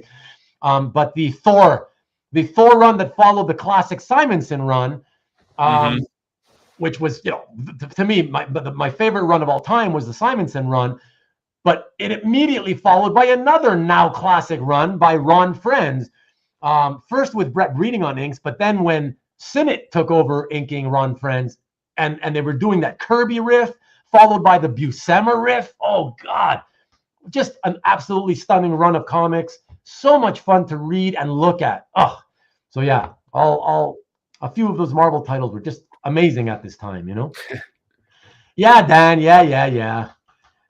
Oh gosh, Bullet Train. Yeah. This is the run that. Yeah. This run of his introduced Typhoid Mary and had Kingpin, and I think Blackheart, which was Mephisto's son. All sorts of it was that's what I found was so amazing about it, was like, while I was reading, I remember thinking, see, for me, the Frank Miller, Klaus Janson Daredevil run, I had read it through reprints, okay, and the few random back issues I was able to pick up. But yeah, they were old to me. I came in with Daredevil. I started reading Daredevil with 196, the Wolverine guest appearance issue. Yep. And so that means the Miller run had ended just 5 months ago at that point, So to me, I was able to then go back and I read it as back issues over the following few years, and just fell in love with it. I mean, to me, it's still my favorite run for story and art for Daredevil. But then, I mean, Born Again was great, but that whole thing with the introduction of having the necessity to put in Captain America and that nuke guy, right, right, with that whole, Vietnam War, movies and stuff were really hot at the time. You were really hot at the time, yeah, for Right. sure. So, but I hated that part of. To me, it didn't ruin the entire story for me, but it ruined it from becoming potentially what could have been a great all-time classic. It's still one of the best Daredevil stories for me of all time. But when I think of it without the nuke Captain America. I hate that shit. Yeah, but at least in the U.S. at that time, I mean, it was everywhere. I mean, there was. I know, I get it. Believe me, I live closer to Marvel Comics, DC Comics than 90% of Americans do. Don't forget Right, that, okay? right. I can get to New York City in like 7 hours or maybe a little less, driving. So believe me, and for all intents and purposes, I'm as American as you are. Oh, right, yeah. So that's the thing. So I get it. Like I said, it's not that I don't get it. It's just, I don't know. It just the whole Karen Page, Kingpin, selling him out. It was so good. The gravitas that shit had, it was so good. Right. For me to suddenly bring in typical Marvel fashion. Let's bring in Captain America as a guest star. And this idiot Vietnam War veteran, give me the blue. Give me a red. Oh, shut up. I hated that stuff. I hate it. Sorry to all of you who loved it. That's just how I feel. Because it's still a great story, but it could have been greater, I think, without it. But anyways, whatever. But then, not long after that, Annie Nocenti and Romita Jr. started their run.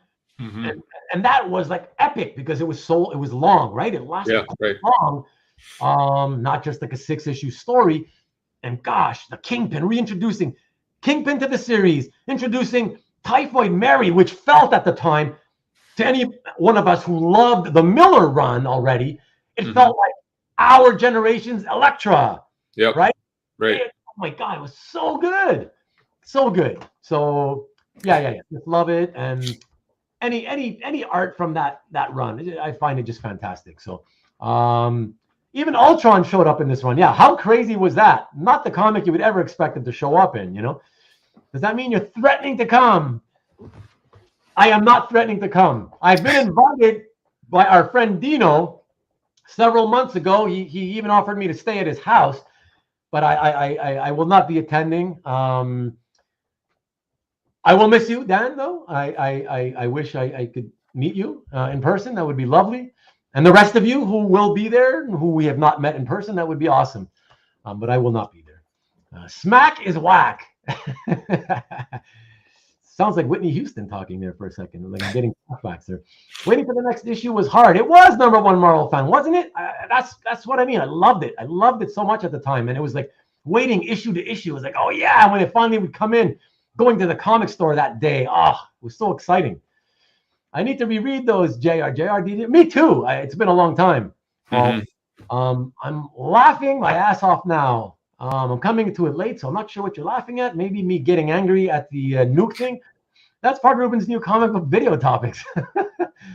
No, it's not. Yeah, maybe I should. You never know. Wow, Nick Marucci, what's up? Hey, thank you so much. Yeah. Well, that's what I said, Marcus. He offered me to stay there with him. Yeah, whatever. It's I'm not gonna make it, but I appreciated him offering. That was awesome. Come on, only 20 is 27 according to me, to my software. Only 21. Come on, somebody, 6 of you, hit the like. It's just a thumbs up. You don't have to subscribe if you haven't, but at least hit the thumbs up. Please do that at least. If you want to do a comic book art thing, John Romita Jr.'s sort of evolution of his style would be kind of a cool thing. I mean, you could show some of his earlier stuff and then kind of how he comes into his own.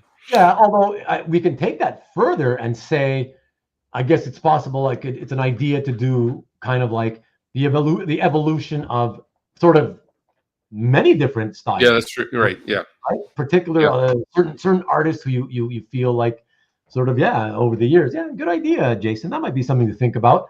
I think I feel like it would be a lot more work than It would be a ton of work because you'd have to do research. Even more than usual. So Yeah, I don't know if I'd have the time to do it, but it's an interesting idea for sure. Absolutely. Thank you, Nick. Appreciate it. Yeah. Come on, get me up there. Oh, up to 27? Oh, now it's down to 22, 23. I won't even use the bathroom once. That's right. That's right. You know me, baby. You know me. So that's why all of you can invite me to your homes.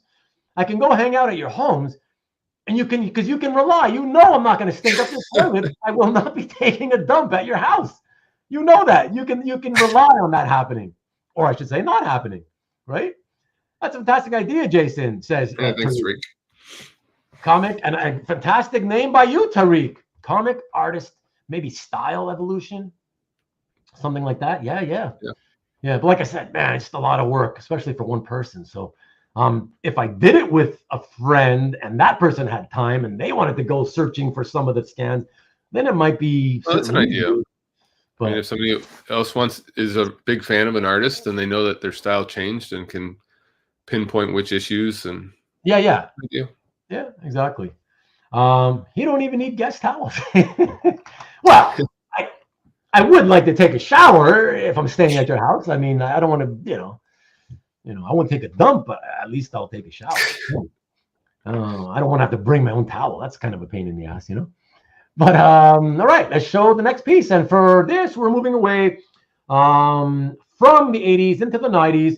We're going to go to Spider-Man, to a not so well followed artist, but a guy who became much, much better after this.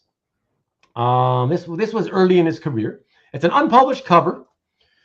And this is from Sensational Spider-Man #7. And I thought it would be fun, though, that even though it's unpublished, I could show it so we can all compare to the published version, which he ended up still doing. Jason, I don't know if you have anything to say about this cover, but I just want to say I knew from the second I saw that I had to put this piece into the show, I had to say, okay, my feedback is this. While the published version is definitely done from a more dynamic and exciting camera angle. That's the only thing that's good about it. Yes, exactly. Yeah. Because to me, oh God, hands down. I'm like, is he got like a giant turtle shell on his back there? Like, is he a ninja? What the hell is that? And then the thighs are way too big. Yeah. And it looks like his left arm is growing out of his ass. Yeah. That is a weird. That is a weird angle for either that or it's unbelievably badly broken in a couple of places. And the guy who's like falling or whatever is just comical on the published, whereas he looks more like a normal guy. And even though there's a lot of work in the published and the building, I like the buildings in the unpublished better. I think they complement the piece better. I think. I don't know. I like the unpublished a lot better. I think it's well inked. You do prefer the unpublished version? Definitely the unpublished. Interesting. Okay. Yeah. Like if I was the editor, I don't know what would have made them say, other than like do everything that is in the unpublished and then just change the perspective that you're looking at a steeper angle. Okay. Yeah. I think the unpublished version is better drawn. Mm-hmm. But I do admit it's a little bit of the angle's not good. And the reason why is because even the guy in the suit, even he, right, in the story, the scene is that he's supposed to be on this pole hanging on for dear life, right? And yet from that unpublished angle, it looks like he's probably standing on the roof. Yeah. You know what I mean? So that's the problem with it. And I think it's clear that that's why they told him to redraw it. But other than that, yeah, it's like you said, I guess we're in agreement where the only thing that's better is the camera angle. Yeah.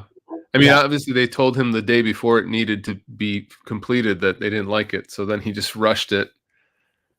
And and the Spider-Man just is, it's really wonky. Yeah. Look at that, Paulie P. He actually owns this one. Wow. Oh, and interesting because you see, this is the one thing I hate about crediting people. I go to the effort of searching for these things online to see if I can credit the owners, and then they you know, they end up still sort of having the stuff in their galleries even after they sell them or trade them or whatever. Yeah. And there you go. Sorry, Paulie P. I guess you don't have it. Do you have it in your? Do you not have it in your gallery? Because I didn't find it in your gallery, that's for sure. But anyways, Marcus wants us to know that I'm dump shy and must be comfortable in his own home. Thank you. Yeah, I don't know about that, but and Tom wants me to know that I can take a dump at his house anytime. Ah, excellent. Man, those new subscribers that came from Karen's channel, they must be like, what the fuck is happening on this show? like what's happening? First of all, I subscribed to this guy because I thought he was going to show comic books. Not only does he not show comic books, it's art, but they're talking about all kinds of shit, literally shit, and taking dumps and all other kinds of stuff, everything but comics. Like, oh, that's funny. I appreciate that, Tom. Thank you, man. TJ wants to know, hey, what about those little guest soaps? Well, you know, you leave them out for your guests, but after they're gone, you should throw them out. You know, well, do you want to rub it on yourself? That's up to you, you know. Paul says that he hasn't put it in his gallery yet. Oh, there we go. Okay, there we go. And Caesar, exactly what I said, right? Exactly. Badly broken, or it's growing out of his behind. I mean, yeah, that's just really weird. I love, yeah. Needs to match the title. Yeah, I'm as usual, unpublished better. Yeah, the unpublished could be only 2 feet off the ground. Exactly what I was saying. Yeah, exactly. You know, I just looked to see when I bought it, but it was a number of years ago. Okay, and no, not in your gallery. Okay, well there you go. Maybe email Kopecky, man, and tell him and politely ask him, hey man, can you please remove this? But appreciate it. Thank you. JC says there's more angst on the right one because of the danger of the height. Exactly. That's what we're talking about. The angle is from a much, you know, cooler angle, of course, but prefer the left as well. Yeah, I guess we're all in agreement pretty much. Yeah. Mm-hmm. Yeah. The hair and constipation show. Exactly. Didn't see his gallery. Okay. So maybe I just copied and pasted from another scan. So I apologize. That's my mistake then. So thank you, Paul, for confirming that. I may have just pasted another one of these slides where Dave is the owner. They may have copied and pasted that and then forgot to change the names to unknown. Oh well, but thank you. Do you think the published is the same artist? It is the same artist. It is. Okay. It's a fact. Yeah. They're both by Luke Ross. That's why I'm saying, that's my whole point when I said, like, yeah, yes, you improve the angle, but even then, it's because no doubt because the editor told you, please redo it from a more dynamic angle, so we get a sense of the height that they're at, right? But then you're drawing this giant turtle shell on his back, and his arm either broken in 2 places or growing out of his asshole. Yeah. Like what's that? You know, whatever. And it's so weird, right? Like it's the same guy. So yeah, I can't really understand that, whatever. But yeah, it is what it is. You know, that's what they did. So yeah.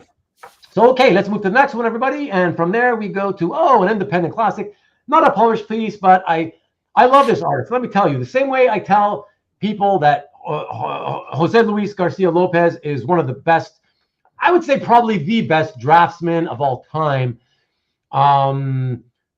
Who ever worked in comics, even better than Neil Adams. Steve Rude is up there, bar none.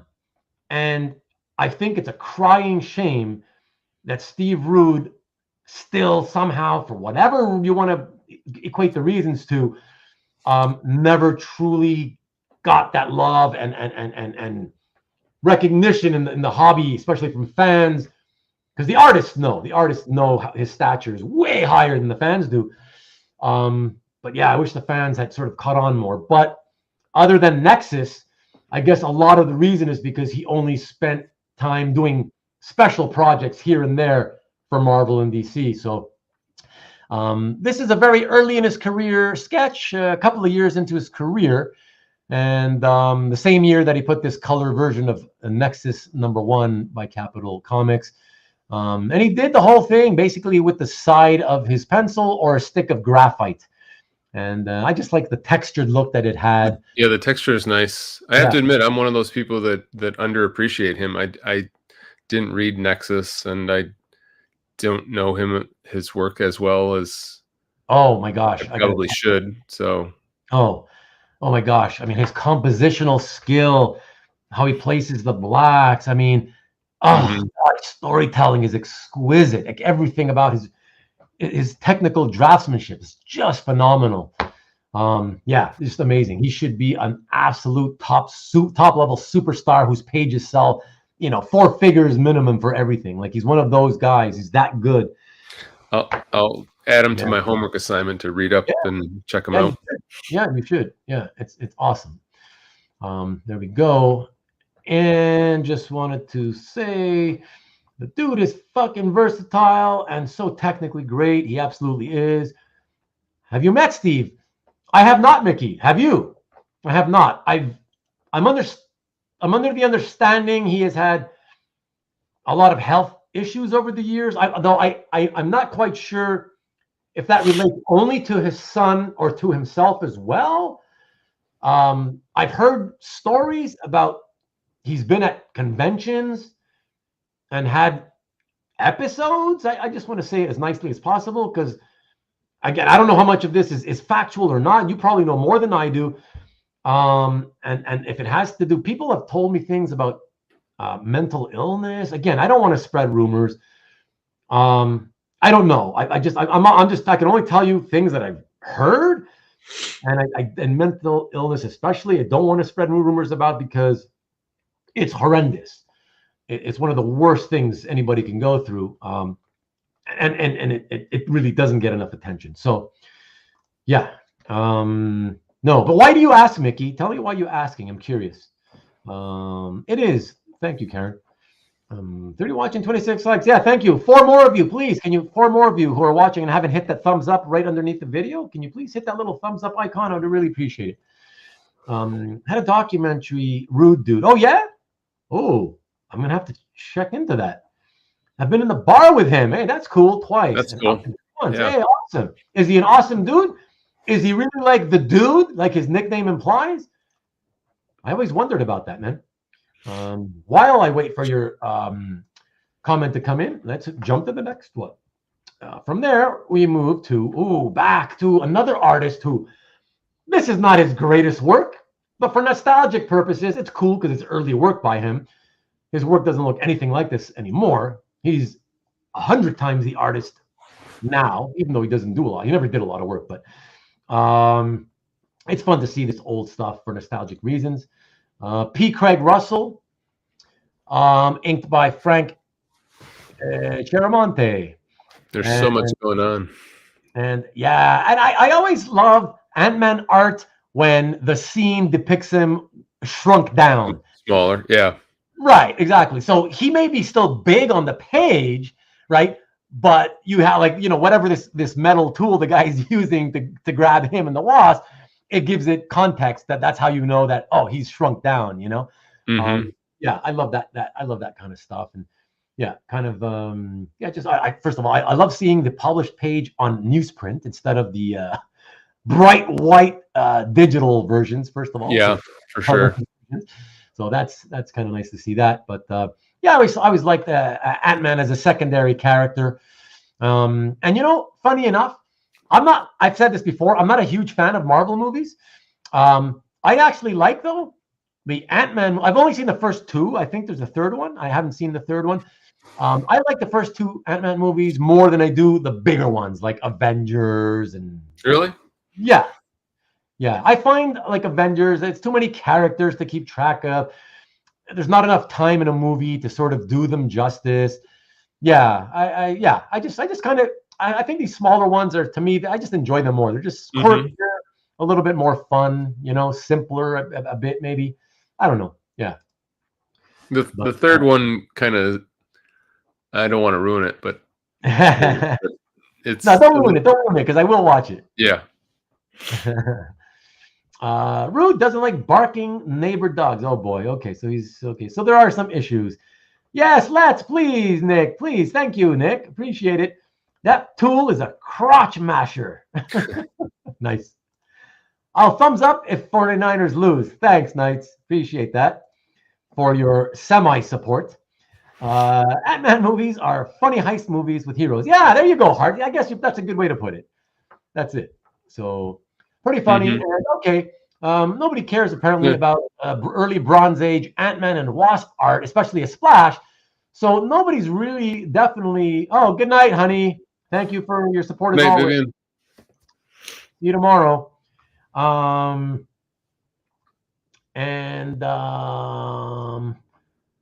in 2011, Steve Rude was arrested over a dispute with neighbors. Oh, okay, that's probably the whole dog thing or whatever. Yeah. Okay, thanks, Hart.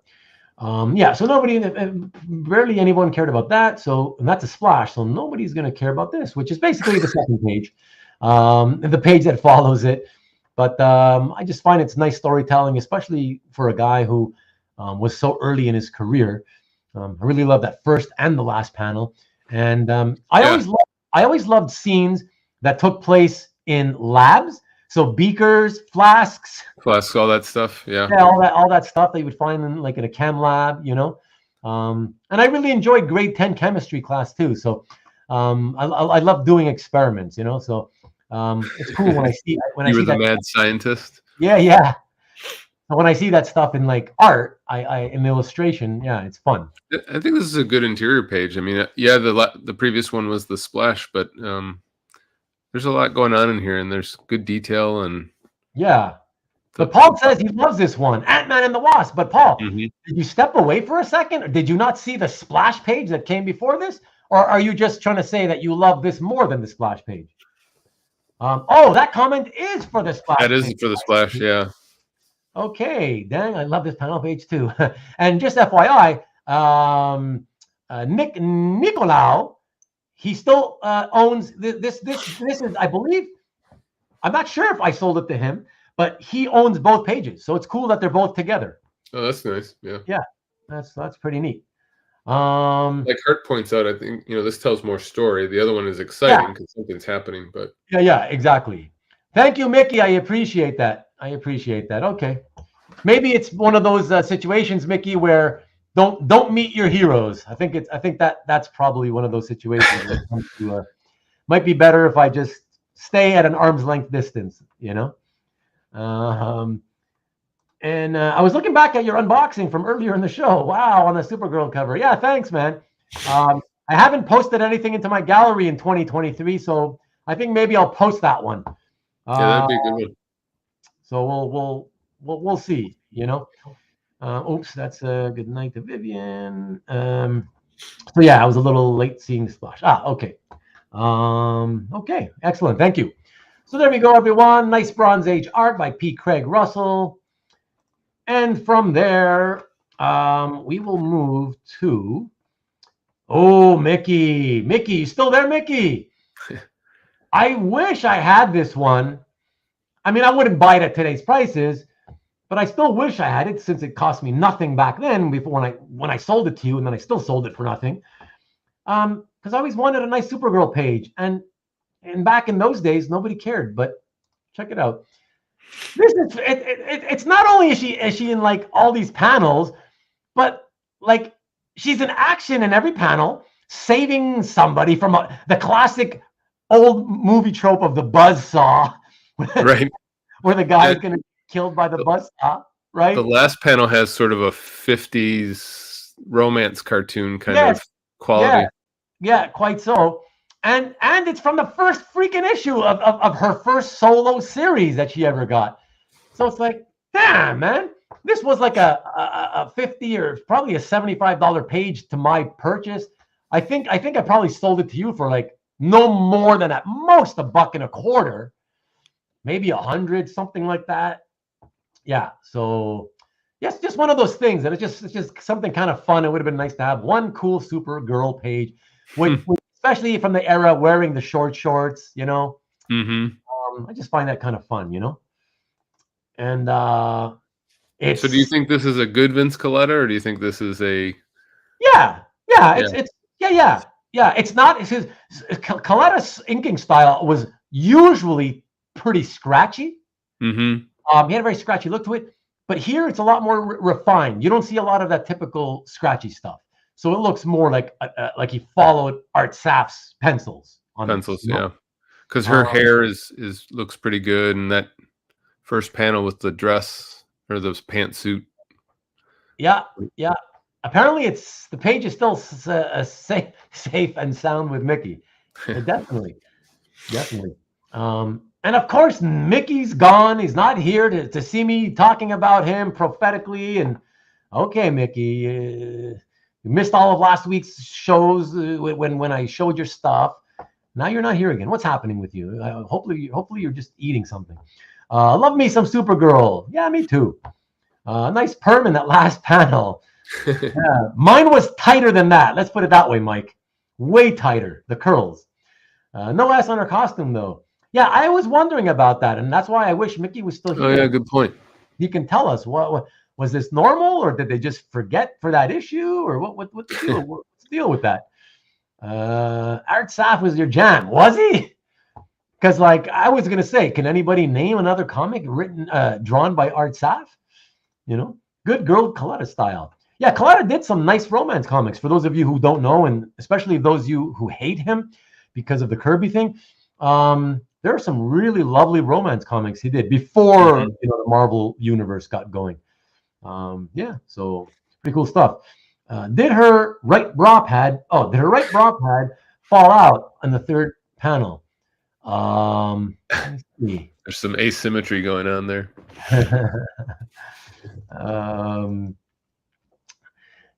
Yeah, I mean, whatever, man. What are you going to do? It's illustration. They're working on deadlines. It's never going to be their best effort for sure. What? Mickey? Come on, dude. Wow. Okay, Mickey, check your gallery. See if it's there. Really? Because I have a clear memory of selling it to you. Wow. Okay, you're going to freak me out if you prove to me that you don't own this. Wow, that's going to be really crazy. I barely ever see two non-USA artists art for sale. Any advice? You mean like Jose Ladron and Enki Bilal? Bilal sometimes on Heritage, but scarcity equals money, and Jose I never see. So, I mean, no, you got to find out where these people sell their art through.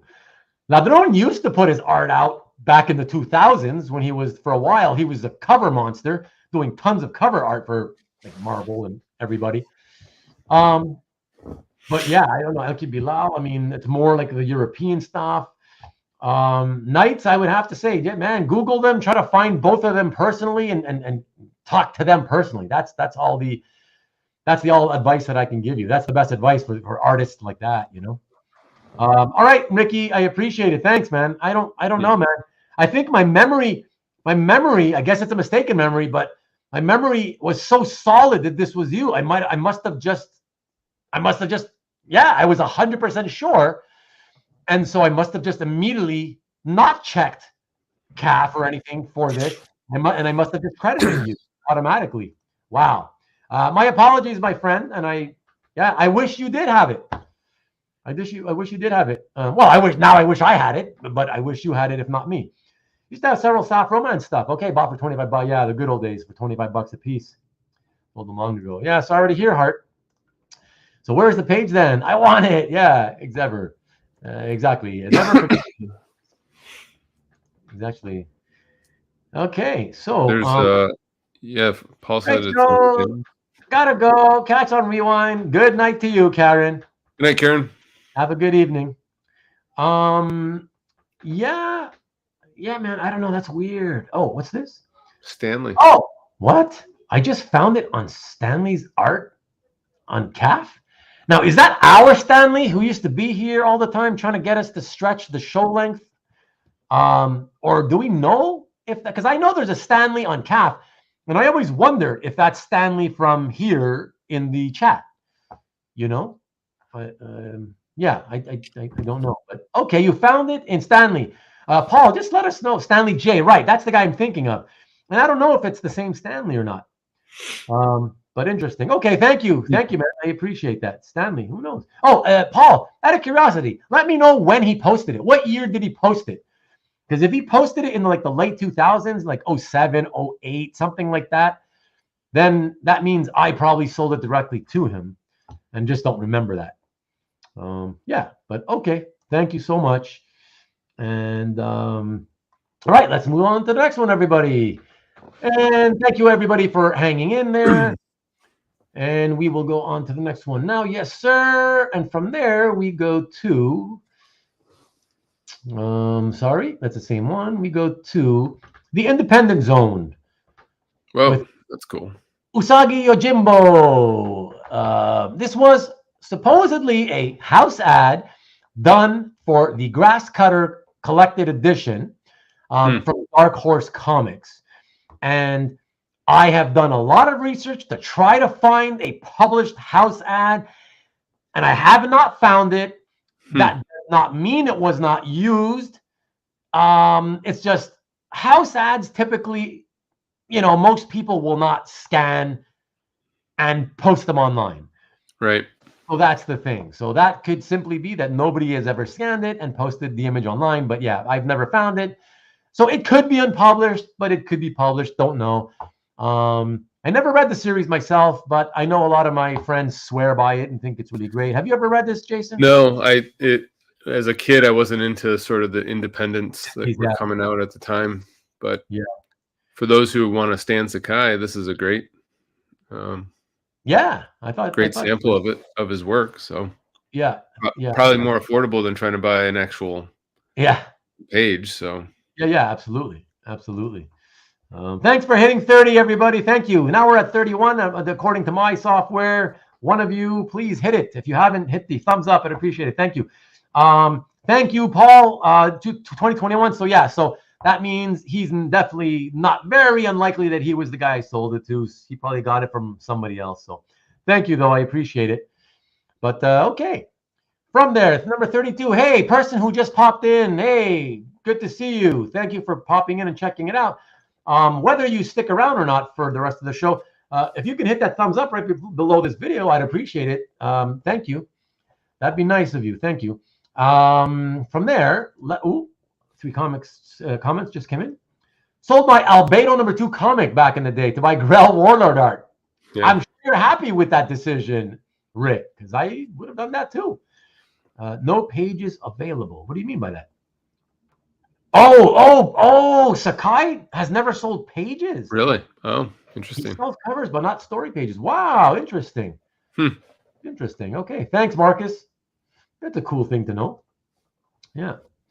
Okay, next piece, we jump back to Marvel with a very favorite character of many people's, and that is a very amazing Spider-Man cover.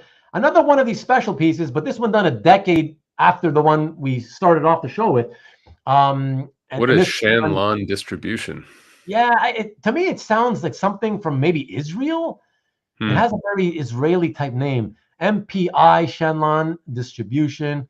But MPI is one company, and then there was a logo for Shanlon Distribution.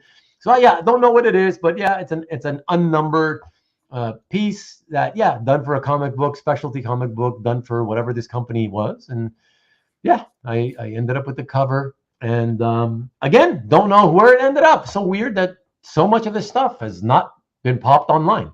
Yeah. So it's interesting in the published piece that they got rid of Mary Jane and opted for Aunt May. Yeah. I can only gather that because you see the blurb, it's the origin of Spider-Man, and then you see all the other little scenes are connected to the origin of Spider-Man. So it makes sense to have Mary Jane there, but it does make sense to have Aunt May there. So for sure. That has to be the reason, and that's why I would think that they would have told them, I think Saviuk's a pretty good Spider-Man artist. I still prefer Romita, but I think he's a pretty good one. Yeah. Okay, Paulie P knows who owns this, and I do too. So okay, well, whatever. But we don't call anybody out we don't call anybody out, Paul, because that's just the etiquette for the hobby in general, but especially on my show. We don't call out people unless Is it in his gallery though, Comic Art Boston? Because if it's in the gallery somehow, I guess when I did the search, I did not come up with anything. Yeah, so no worries, Paul, no worries. But just so you know, for the future, maybe it's in his gallery, and again, because it's not it's a specialty piece, right? So it's hard for me to search for this. What do I type in? If I type in Amazing Spider-Man #1 cover, well, it's going to give you, recreations of Spidey #1, things like that. Mm-hmm. It's hard to find something like this through the searching, So okay, it's in his gallery. Thank you. Okay, so there you go. Sorry, Comic Art Boston. It's just depending on how you would have written your title for this, it just didn't come up when I searched for it. So Field Goal Dallas. So there we go. I left a comment on it not too long ago. Okay, there we go. And all right, so very good. Thank you very much, everybody. Let us go from there to another Alex Saviuk piece from around the same time period. And this one is... Oh, that's a good one. Yeah. Marvel Superhero #4. All of Spider-Man's Rogue Gallery. Yeah. Awesome Rogue Gallery with all the floating heads. Alex Saviuk and Andy Mushynsky. Currently owned by Alfredo Quintero. And he claims in his listing for it in his gallery that this was originally supposed to be the cover to Spider-Man Parallel Lives, those large format graphic novels that Marvel was putting out. I don't know where he got the information, however, so I cannot attest to that. I'm just putting the info out there for, the sake of interest. But yeah, it's just a cool piece regardless. Yeah, for sure. It's got all of the major villains, and who wouldn't want that for their Spider-Man collection? Yeah. Not my cup of tea, says Hart. Not a big Spidey fan. MJ was the burglar. I actually own every other piece you have shown tonight. Yeah, right. Right. All right. From there, let's move on to a more modern piece, but not by much, maybe a decade or so, I think. And sticking with Spidey. Bart Sears, Randy Elliott. The city work. Yeah, the city work is great. Yeah, exactly. Once again, I do love the Spidey image. Yeah. But I really love the buildings here. Yeah. Like, without that, it's just another, pin-up pose of Spidey, really, The city brings it alive. It brings the entire piece. It's the city that lives. This is just unbelievable city work, it's just wow. Really, really, really, really cool. It really is. Spider Woman #1. And you know what's funny is that I had this for quite a long time before I even realized that he had a bouquet of flowers in his hand. Oh, yeah. Did you notice that? Yeah, but it's lost in the building, so it's right. If that was done all by hand, boy, that's tedious work on the buildings to color in all the little dots. Yeah, it is all. Get some sleep, Paul. Get some sleep. You're very welcome. Have a good night, man. Thanks for dropping by. Beautiful piece. No, I thought it's very cool, especially the buildings, like I say. And normally people won't admit that they like the buildings, the background more than the characters. But when I do, I admit it. It completes the whole picture. I mean, it's one thing if you can just draw the main character, but the rest of it gives it the scene, the energy. Exactly. Well, that's just kind of what I'm saying, right? It's that, like, it's without that, it's kind of like just another pin-up of Spidey. It looks like he's hanging there, whatever. Yeah. So it really makes it takes it to another level, kind of thing, Yeah, for sure. Wanted to, before we go to the next piece, just real quick, everybody. Sorry. Go to Nikki B's show every week I believe this coming week, you said, I watched the show. Did I hear correctly? Is it because you're going to be in New York, so you will not do the episode this week of the experience, Nick? Just for all the viewers who may be newer, I think that's what it was, right, Jason? I think that's correct. Yeah. Yes. Okay. Thank you. So there's no show this week. Excuse me.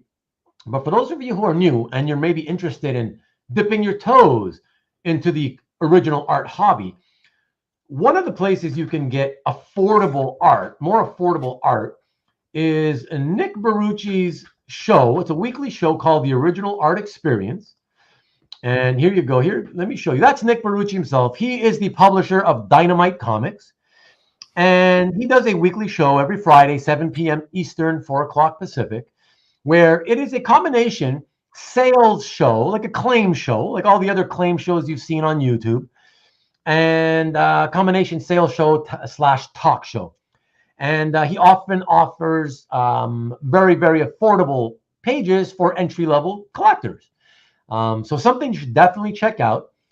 And of course, it's funny because I thought I saw a link to a show for this week. But anyways, he did say there was no show. But check it out. And like I said, that's why I flashed it. At least you can't copy and paste. But that's why at least I wanted you to see this. If you can just mark it down, make a note for yourself on YouTube. You don't have to remember, obviously, youtube.com because, well, it's YouTube. Just remember it's /TheEXP. Yeah, and you'll get it. So please check that out. Like I said, not this coming Friday. He's taking a week off. But every Friday after that, yeah, he does a show, and it's a lot of fun. So please check that out. And funny that now that I finally promo the show, now you're not here. Karen doesn't come in when I'm doing all that stuff for her. Nick is deciding to leave before I do this stuff for him. What's happening here, people? Shit. The least you could do is be here when I'm like promoing you. All right, but just kidding, everybody. Yeah, thank you. Thank you for the confirmation as well, Marcus, that he's off. No show, and you'll be missing mine also next week, Ruben. Wow, CJ, for the first time in forever. No worries, CJ. Well, not forever, but no worries, man. Hey, you got to do what you got to do. Be well, whatever it is that you are doing. And yeah, we'll catch you in the next one the week after, I hope. And expect the EXP act the un-EXP-acted. Yeah, say that 10 times. Say it one time fast, I dare you. Excellent, guys. So thank you very much for letting me do that. Let us move on to the next piece. Caesar, let's see if we can make it 3 for 3, Jason. Let's see if Caesar, who has a tendency to kind of go back and forth between like eating, supper, and in and out of the show, let's see if he's the third person who I will try to promo in a sense, who also is not here when I'm trying to like pump him up, you know? So everyone, this next piece is a piece that I adore. Nick's back in the chat. Huh? Nick's back in the chat. Oh, Nicky B's back. Yep. Oh, daughter's wedding. Wow. If there's ever a reason to miss my show, that's the one. Oh, for sure. Congratulations, CJ. Congratulations, CJ. Congratulations. All my best to her and to her new pending nuptials and her soon-to-be hubby. Or wife. I'm making no judgments. But yeah, congratulations to you and your wife. That's really awesome. I can only wish, like, that would be the dream of a lifetime if I could live to see my own daughter get married. So yeah, congratulations. I envy you. And you're welcome, Nick. And you're laughing at Marcus. 2 likes to 30. I thought we hit 30. Are people taking their likes away? Damn. Congrats. 1 like to 30. I thought we had hit 30. Yeah, the people are unliking me, I guess.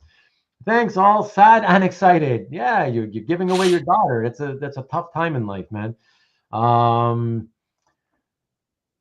Yeah, and congrats. There you go. Okay, let us get to the thank you. Oh, that's true too. You watching the 49ers, baby. That's it. Awesome. Karen. Oh, sorry. Oops. That's not for you, everybody. Karen just emailed me. That's why. Yeah. Now at 30, that's weird. Yeah, I don't know. Maybe people are like unthumbing me or thumbing me down or something. Reading after the comments and after rallying. There you go. Thanks, Nick. I appreciate you, buddy. I appreciate you. Have a great time in New York, by the way. I hope you enjoy it. Okay, let us jump in now to a piece that, yes, Caesar has. Look, Caesar's an awesome dude. He's just always been a cool guy to me in this hobby, like a lot of you guys have.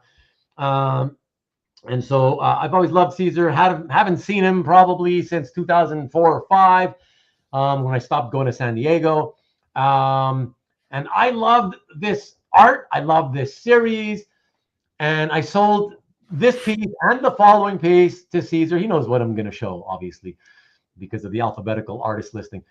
But these are some of those pieces where I don't regret not having it, but I do wish I had these. But anyways, here, this was at a time where it was the peak of Bart's, for me, the peak of Bart Sears' style. I loved this style at this time. I was loving Justice League International at this time. And so I was like, oh yeah, cool, more Justice League, but this time specifically in Europe. How cool, rather than another, let's say, American-based team or whatever, you know? Yeah, I was not reading DC at this time, but that's a great piece of art right there. Yeah, super cool. I love the rendering, the tight, slick, super tight rendering style that he had. Yeah. It's kind of fun to have it in front of the Eiffel Tower, you know, a very famous world landmark, you know. Yeah, it's a DC house ad. It's a good team pose, you know. It's just a standard kind of team pose, but it's well done, and it's yeah, absolutely. Thanks for the updates, guys.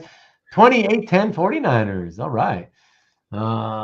You can't miss Power Girl. Yes, and I agree with you, Rick. It's I think it's another one of those sort of really underrated. I kind of wish like I had started a sub collection of this type of stuff. You know, I'd love to have a sub collection of house ad artwork. You know, I thought of doing it over the years.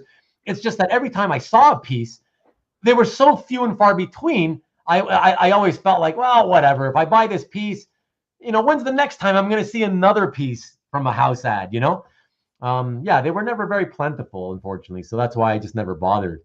But yeah, really cool. And yeah, Hart, very tight costumes, absolutely. Open window. I'm not sure what that means, Marcus. Open window. I don't know. I don't know. Okay. Sorry. I like the stilted, no standard poses. And thanks, Nick. But you've done your job, Nick. You've done your job. I appreciate it. This cost a lot at the time, but I bought it happily. Caesar, remind me if I'm incorrect, but I almost feel like I remember it as a high 3-figure piece. No, not a 4-figure piece, or was it? And if it was 4 figures, wouldn't it have been very low 4 figures? Yeah, let me know. Oh, the boob window. Yeah. Yeah. There is no boob window. It's the whole thing. Yeah. The Power Girl. Yeah, exactly. And Caesar, what really hurt was you selling me the second piece. Okay, was it 15? Was it 15 a piece? Was it 15 a piece, Caesar? I guess it's possible. Yeah, maybe I'm just. I don't always remember exactly. It looks like 8 figures here. Nice. Each. Okay. Yeah. Okay. So yeah, that would have been late 2000s, right? 2008. I don't think. Are you sure that would have been considered pricey? Because when you look at the quality, listen. Speaking of quality, everybody, since we're still talking about this, why don't we take a look at the second piece? We'll go straight to the second piece. Check it out. Oh yeah, that's awesome. And this was, of course, even better for me. Yeah. I mean, of course, outer space background.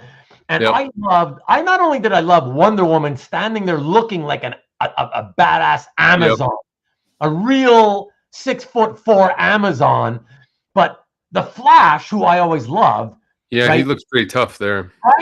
Right. He's known for his speed, and here he's looking pretty badass. Like he could beat the crap out of you, you know. And Power Girl's front, sort of in the back, but front in the middle, front and center, so to speak, with a nice hip tilt. And you get Animal Man, Captain Atom that are pretty cool.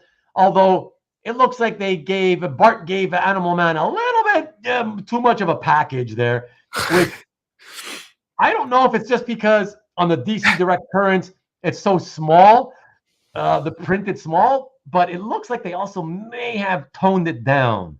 It looks like they may have toned down the package there. I'm not really sure. But Wonder Woman definitely sells it. Yeah. She's in such a strong pose. Yeah, they all look badass and do stuff for sure. Yeah, dude's an animal. Yeah. No, listen, Caesar. Of course, nothing from back then is pricey now. Nothing is pricey now, right? But come on. I mean, to me, I looked at it as these were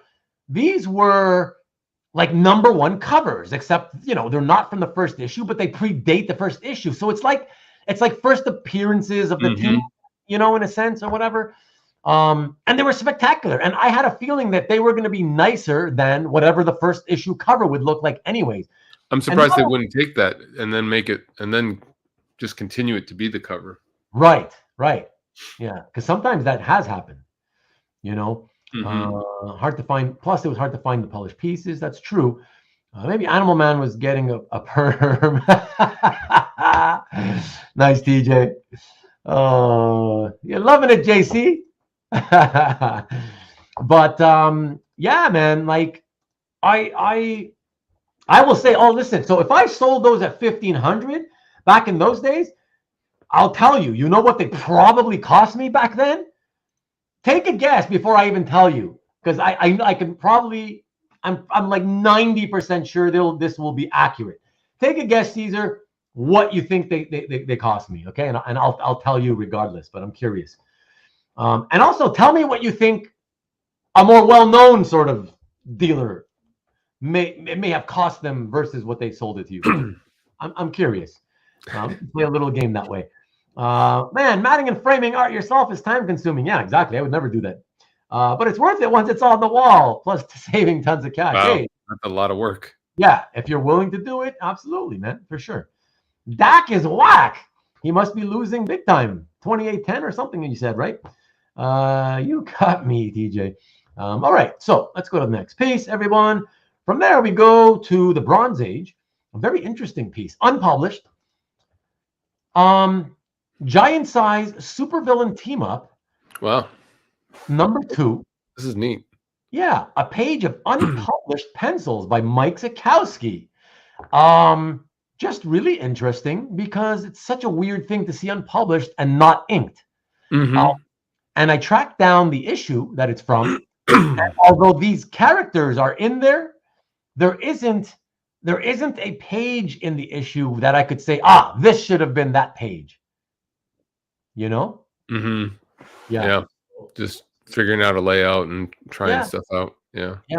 And then I guess maybe just deciding, no, it doesn't work, or somebody decided, no, it doesn't work. I know you like the finished inks, but I still like pencils because you can, you're really just seeing what the what the artist was wanting to do, and I don't know. I think they're equally as cool. I agree that the inks catch your eye better, but it's just kind of neat to see the pencil process. Yeah, exactly.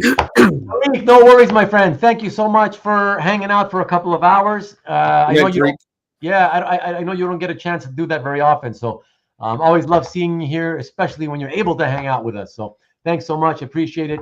Have a good time with the family. Enjoy dinner. Thank you. Have a good week. And normally a DC guy. Yeah, that's very true. Very true, Marcus. Yeah. Oh no, Nick Barucci, we found out earlier about Ruben's permit. Okay, let's not talking about that. And Caesar says there weren't any Sears covers in the market at the time. That's also true, I remember. Mike says Bart Sears cost back then no more than $500.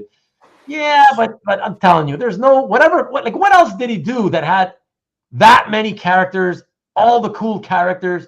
Like these two pieces were a cut above. But anyway, since you didn't answer me, Caesar, I'm going to tell you, if I sold those to you for $1,500 a piece, it's because they cost me $1,200 a piece. And I bought them. I don't remember exactly who I got them from, but it would have been a dealer. Yeah. So it's not like I made, some boatload of cash. I wasn't getting rich selling art, Yeah. So whatever. It is what it is. And like I said, I knew all along you were never going to lose with those pieces, man. I would love to have one of those back, especially the second one. Hey, Ruben, as you were in the as a dealer longer, as you were working longer as a dealer, would you start buying inventory because you knew you could sell it to a previous customer, or would you just buy inventory that you thought you could sell, period? Oh, I know. Oh, I know what you're saying. Did you have certain collectors in mind? Yeah. People, no. Yeah. People have asked that over the years. And I was like, oh, that's such a hard no for me.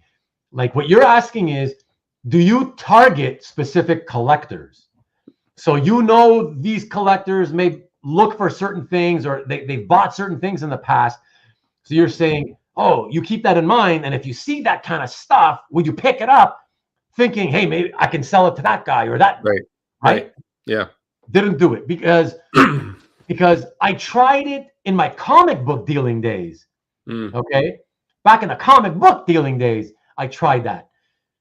And I tried it a few times, and almost every time I got screwed. Where I was almost sure it was an instant sale, guaranteed sale.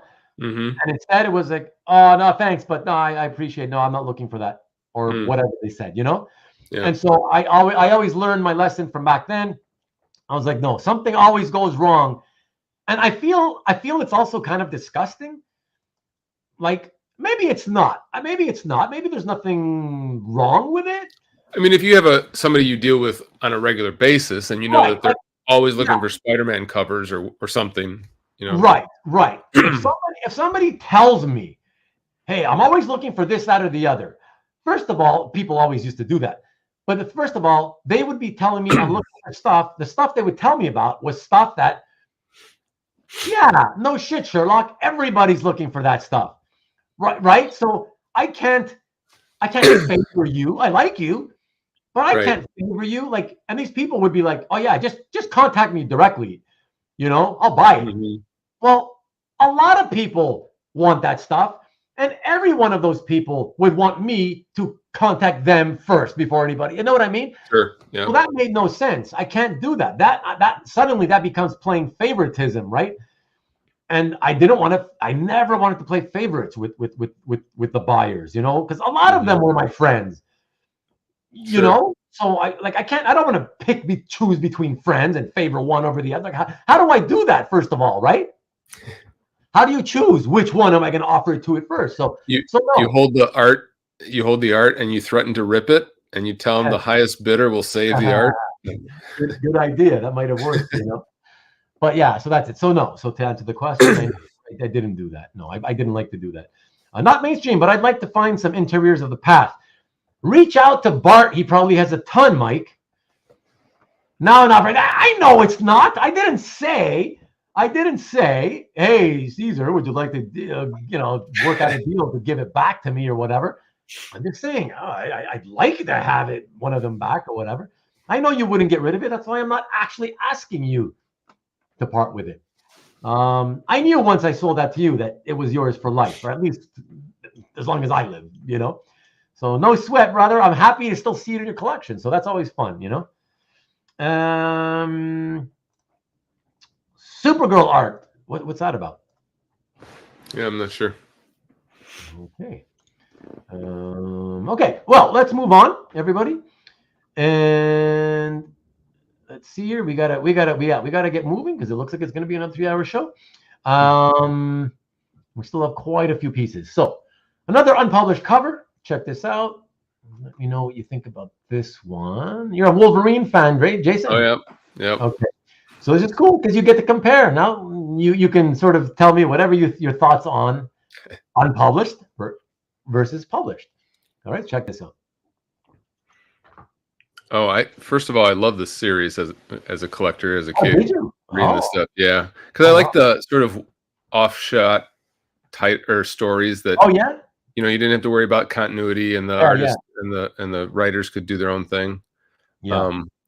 No, this is classic. What, early '90s probably? I think. Or early to mid '90s. Yeah. No, this is awesome. And a Bloodscream was one of my. I hated him and I loved him as a villain. He's just such a nasty little thing. This would have been awesome. And I have no problem buying unpublished. I know, obviously, people want published, but I just, when you got a cool thing like this, I mean, and for my tier of purchasing, I will never be able to afford certain published covers. So if I could pick up this at a fraction of the price or within my range, then I would be totally happy with this. So but I love that. Yeah, I mean, to have that much ink. And then set off Wolverine in the white. That looks great. That's just it's fantastic. I will say, I mean, let's face it. First of all, just so everybody knows, the published cover ultimately ended up not being by Val Semeiks. The published cover, I guess it was a deadline issue. The published cover was then done by Steve Geiger, who also didn't become a huge name, although he was a very good artist. I just want to say, listen, he followed the layout, so he still kept the same layout. But I will say I love Bloodscream on the published version way more. Yeah, I think the creepier. It looks creepy and I love creepy and scary. Yeah. So I love that better. But of course, it's such a small Wolverine, and especially from the higher angle. It's an odd angle. If they would have done the published Bloodscream, because the eye is correct in the published one. So if they would have done the published Bloodscream with the unpublished Wolverine, that would have been great. Yeah, exactly. There you go, Nicky B. He knows Steve Geiger. Yeah. So that's a real cool piece. No, that's a cool piece. I would be more than happy with that. Yeah, it's really fun. Interestingly enough, is that I never up until all these years, I never actually found the published original art until I tried to track down who the owner, to see if I could find the owner of the unpublished. Of this published? And then I found that, oh my gosh, the owner of the published piece not only has it in his gallery, but he's had it there for probably 15, 16 years or something. Oh, wow. So it's pretty cool. That's really cool. Yeah. So very, very neat. That's a fun one. And I almost hung myself up here. Okay, let us go to the next piece, everybody. For that, we go back to the late Silver Age. Submariner number 9, page 20, by Marie Severin, beautifully inked by Dan Atkins, currently owned by Patrick Cummins. I can actually tell you the name of an owner of a page. Wow. I love seeing Marie Severin's work. She's one of those people who I think is an unsung, key player of that era. I don't think she gets enough recognition. Yeah, I agree. I've often said, actually, I think she was a better draftsman even than Herb Trimpe. And I loved Herb. I loved Herb's work, but she started on Hulk, and I find those first few Hulks from 102, 103, 104, 105. I think those are. I just think they're somewhat better. Somewhat better drawn than even the Trimpe stuff. But either way, she just, listen, she was a woman working in a man's field back in those days in the 60s, right? And that's the only reason she didn't get enough work. And she often just got coloring jobs, because it was just. This is so well done. It's 3 panels. Each panel has this nice contrast of black and white, really focusing your eye right down to the last panel where it's a shaded hand, a black hand, and then the white hand. That's it's gorgeous. Yeah. Well thought out, well laid out. Yeah. Well very beautifully balanced blacks right there. Yeah. Yep. Yeah, absolutely. That's a really cool piece. And sounds good, TJ. What's up, brother? Good night, TJ. Gotta go. Appreciate it. And hopefully catch you next week, man. Thank you so much, as always. Appreciate you. I'm not sure about that, CJ, but I knew that they were friends early on in the bullpen back in those days, you know. Can always count on Geiger. Nice. I like what you did there. And Hart said that he likes both of the covers on the Wolverine X-Men. Yeah. Okay, from there, let's go to another Marie Severin piece, inked by John Romita. Yeah, that's what I think of when I think of Hulk. That face. Yeah. And that's the era of Hulk that I started seeing and remember as a kid. So that's well done. That's nice. Yeah, it's fun. I marked it as Incredible Hulk illustration.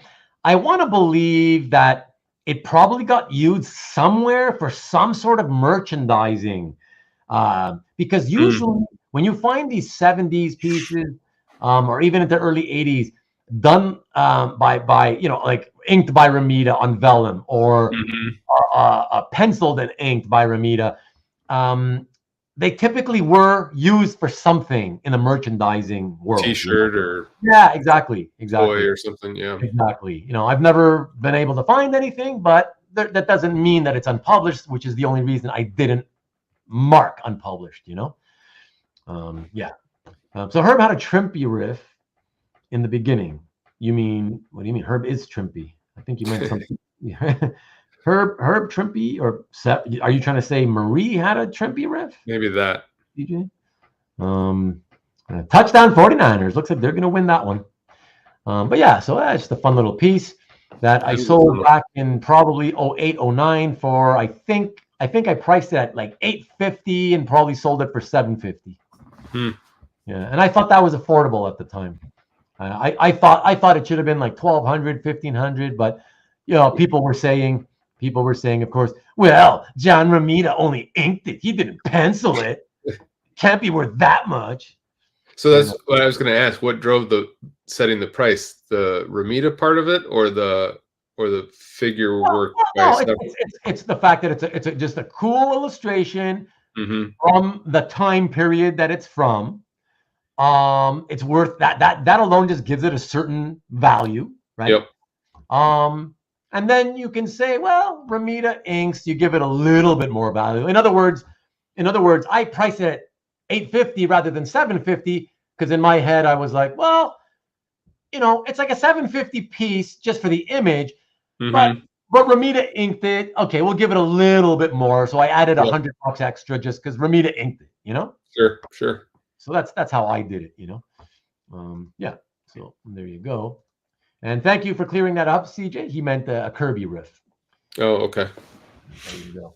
And don't know where it was used. Yeah, and again, it could have gone unused. It's possible, but don't know, so I don't want to say for sure, And okay, the next one, we stick with one more Severin. And it's a really wicked cover, I remember.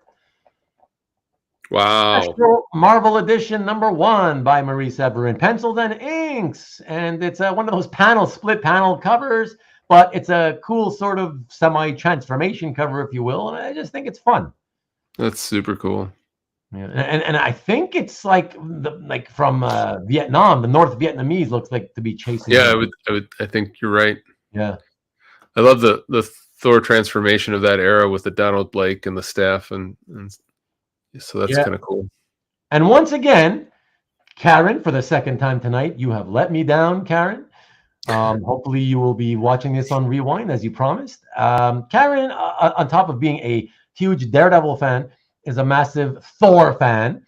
And so that's why I figured she'd appreciate this. But oh well, Rewind only for you, Karen. But are all the lettering on the original, is that pasted on, or is that those were paste ups. Yeah, I think that's great. I like that. No, that's it's beautiful stuff. Marcus, don't know where it was used and priced down for that. Well, that exactly. So Jason, you asked, because there's many factors that go into coming up with a price.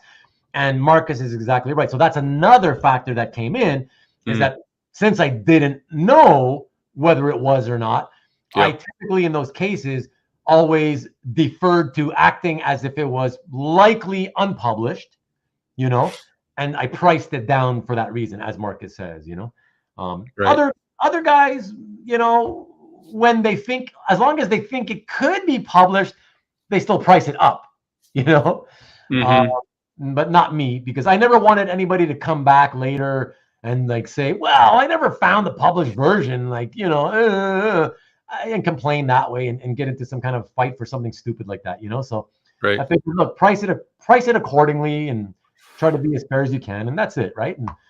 And let people know that, hey, if you can find it, I'm pricing it fairly, and if you can find the published version, then you just made yourself some money automatically, Right. So that's it, Yeah, CJ, absolutely great. Yeah. This piece is kind of cool too, because the left panel is sort of, if you're a fan of war art, and then the right panel is the superhero art. It's kind of cool. Right. Yeah. Published in 71. Yeah. So right in the middle of the Vietnam War. So 66 to 74. And then of course they started escaping in 75. So yeah. So really, really awesome. I love it. And I love the fact that it's also got that key blurb, the God of Thunder. Yeah. Right? Like it's not just saying Thor, right? But the God of Thunder. So right. Yeah, that makes it a lot of fun as well too. Okay, everybody, let's get to the next piece. I think we'll go quickly through these because these are all a slew of Sienkiewicz pages.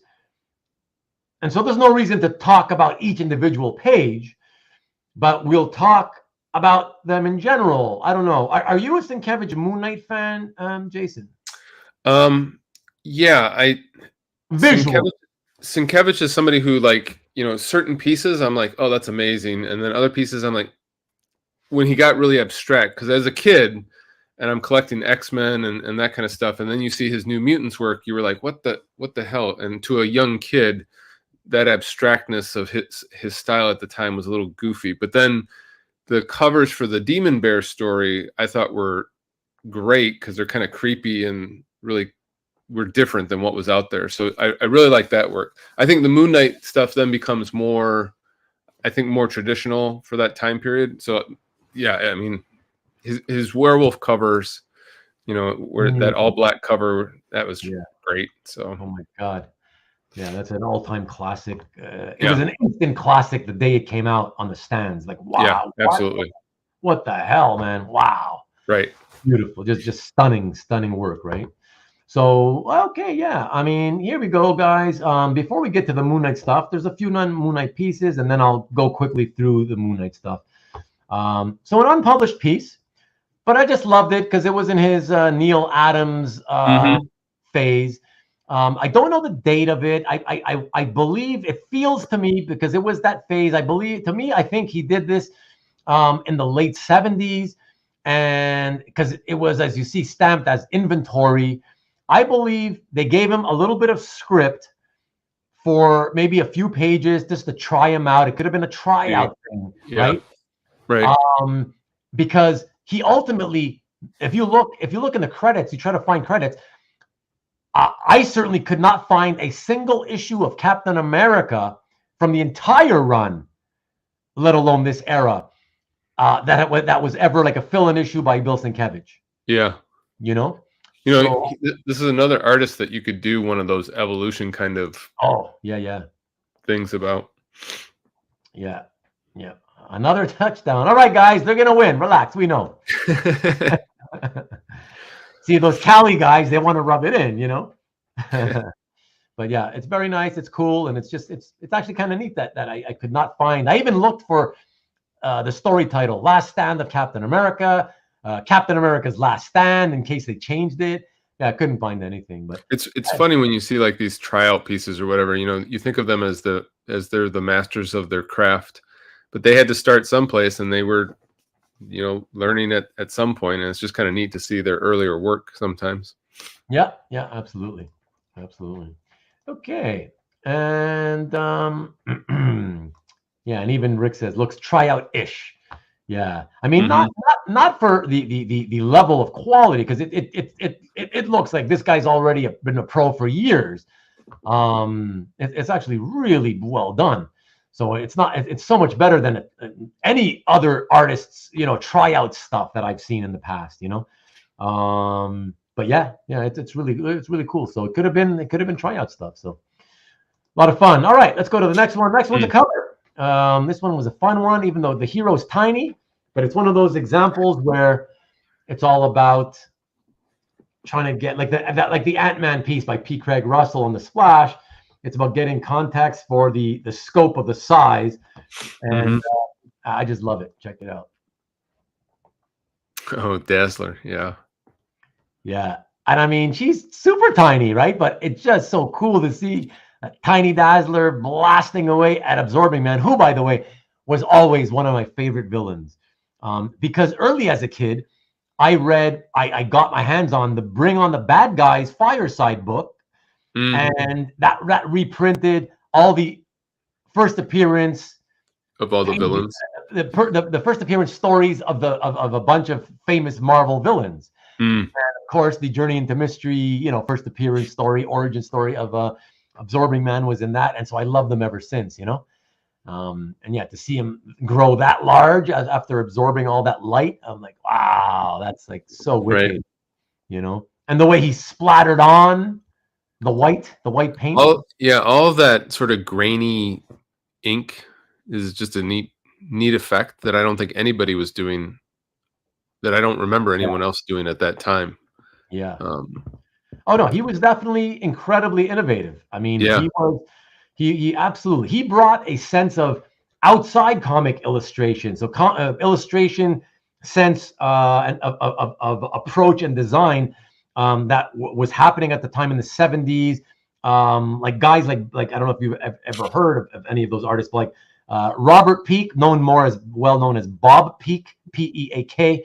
If you look at Bob Peake stuff, especially the painted stuff, you'll see where suddenly you'll be like, when you look at his early 80s paintings, the Sienkiewicz paintings from the Marvel Comics covers, then you'll be like, okay, I see where he got his influence from, So yeah, he was bringing in outside influences into comics, the same way that Adams before him did the same thing back in the 60s, bringing that realism into comics. I mean, the amount of work on this cover, he drew all those buildings and all that detail, and I'm guessing he sort of roughed in so he knew where it was, or he took an eraser to it so that he could then do the Absorbing Man. It's just a ton of work. It's incredible. Yeah, that's great.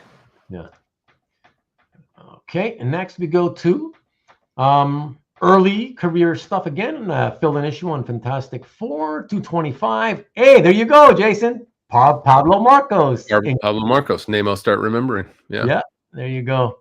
So of course I didn't sell this one very quickly, and you and Marcus definitely know why. Well, it's their back, and they're too small. And of course at this point, I will say, of course, I'm just now being a little bit facetious because yes, even me, if I'm only looking for one example of a Fantastic Four splash, I also would, of course, I'd rather buy them. I'm not going to get the one that has them all showing their backs. But for people who are just happy trying to collect Fantastic Four splashes from this era in general, oh, for sure, to say no to this just because it's from their backs, that's like, come on, man. Yeah, you have so many other ones. Why pass on this one? But if you would pass on it, then you have a very, very specific collection. Yes. Or you have a very big wallet. Yeah, exactly. So okay, so here we go. We're going to finish. We're only going to go a few minutes over time, just like last week. We'll go quickly, everyone. So check it out. The splash page to the second. That's great. Second issue with, I have to give credit where credit's due. Frank Springer, never liked his stuff, but beautiful job inking on this, especially on the lower half of Moon Knight's body. And the hand holding the hand. Yeah, the hand holding the sickle is well done. Yeah. Really well done. Yeah, just absolutely fantastic. Then jump a couple of issues to Klaus Janson inked issue, who I felt I loved, and I love Klaus, but not the guy with the type of inking approach that you want on a Sienkiewicz. Way too different approaches. So it ends up looking more like Daredevil by Frank Miller and Klaus Jackson, rather than Sienkiewicz, And then a beautiful page that I love. I remember loving. I just That's a great page. Horizontal, the horizontal panel storytelling. I love that. Mm-hmm. Great Moon Knight images.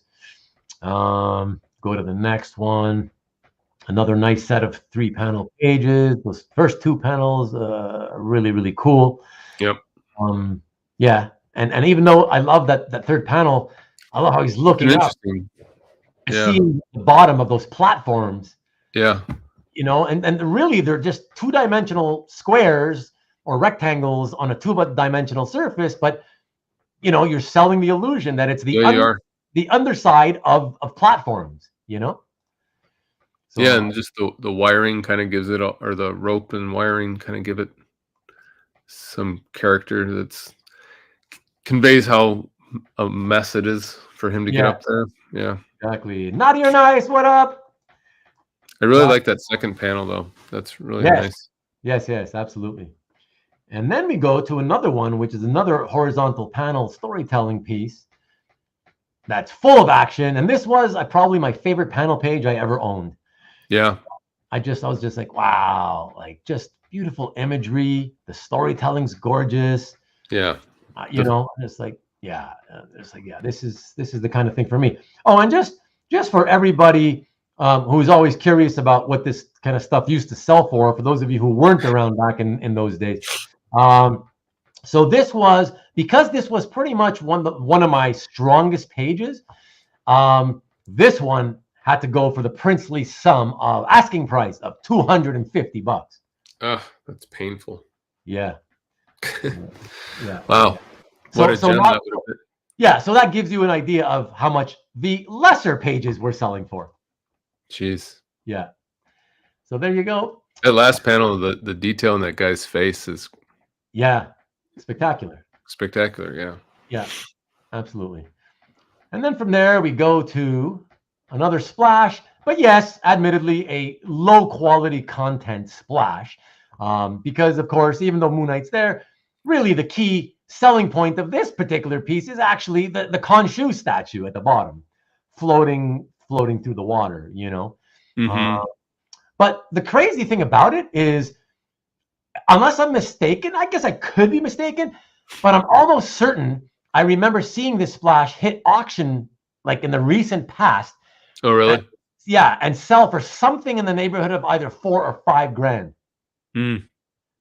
I hope I'm not misspeaking there, but I feel like pretty certain that's what happened with it. Sorry. Do you think the inking, the choice of lighting was done on purpose so that the figures would stand out more, so that they would have the black background, since you're dealing with a white costume character? Yeah. Yes, absolutely. Yeah, he's the artist has to be thinking of that stuff when you're thinking about the layout, right? Yeah, absolutely. Yeah. And okay, from there, everybody, gonna go to a pieces, and so we're a couple more minutes. Give us a couple more minutes, and it's over. There's this next. There's only 2 pieces left, and this next one, I just want to say, there's no Moon Knight on it. It's 2 pages consecutive. It was from the same scene, and I thought they went better together than separate. And those of you who have seen my gallery on CAF, on the front page of it, right? The what do you call it? The featured gallery, the 12 pieces in the featured gallery. I think it's the bottom right-hand corner piece. If you've been there and you've seen, I like pieces that show emotion in original artwork, by humans showing emotion. Mm-hmm. And I have a page from the Lois Lane series by Mike Perkins, where Lois and Clark, they're at the wake, which is being held at a bar because it's a traditional Irish wake. And it's just an incredibly emotional scene where Lois, who's usually very stout and strong, and she finally breaks down and cries. And I love shit like that. I love that. I love it because when it's beautifully handled by the artist, and you can really feel the emotion. That's what I love about it, you know. I found that over the years, not many artists are good, or I should say, they're not great at really making me feel the emotion, you know, come off the page. And so this piece, I wish I had just hung on to these 2 pages. Everybody, listen, everybody out there who has ever had a fight with a best friend, a spouse, or you've been hurt by a best friend or a spouse or whatever, you know what I'm talking about. When you really get hurt, or you really hurt them, and you know you've hurt them, or how you feel when they hurt you, and you just know those sickening emotions in your gut. This is what that reminded me of, and all the images, especially of the woman. I mean, I love all the faces, right? I love Frenchie, but especially the woman.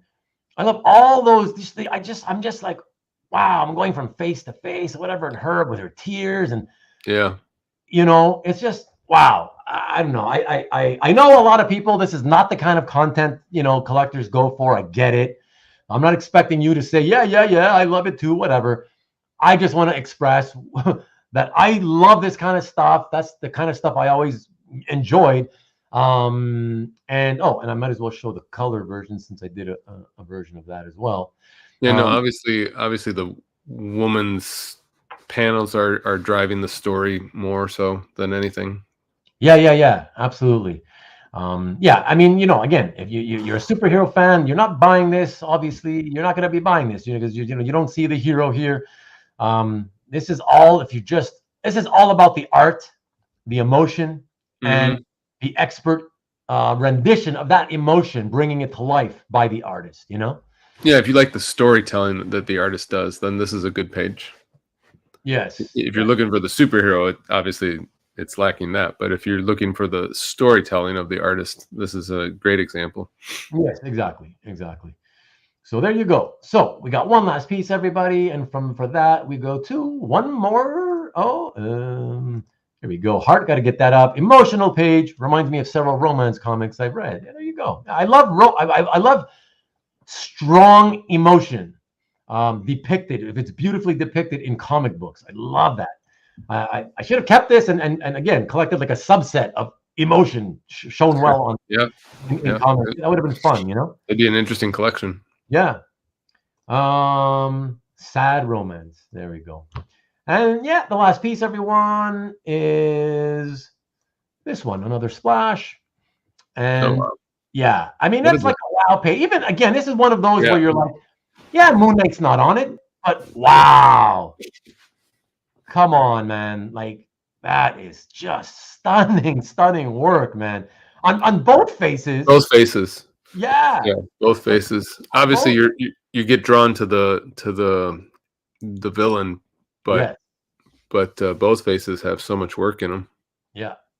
Oh yeah, of course you're gonna see Morpheus first, but wow, like the human face looks so well done that you can't help but look over at that too, and you're like, wow, like that's really stunning as well, you know. These are a great test for artists. Well, even the detail in like the coffee mug and the ashtray with all the cigarette butts in it. Oh yeah. Yeah, absolutely. Yeah, big moment. You remember this in the series, Heart? Oh, that's cool. Yeah.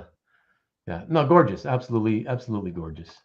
Okay, everybody. Well, thank you for tuning in, and for those of you who love Sienkiewicz Moon Knight, I'm sorry, of course. I will apologize that we went quickly through them, but it's also because not only are we going long, but it's also because next week's episode continues some Sienkiewicz. I have some more Sienkiewicz, so that's why there's no need to belabor the point. But that's it. Hey, Jason, a great co-host again. Thank you so much. Really appreciate it. Thanks for having me. My pleasure. Thanks to the chat for putting up with me.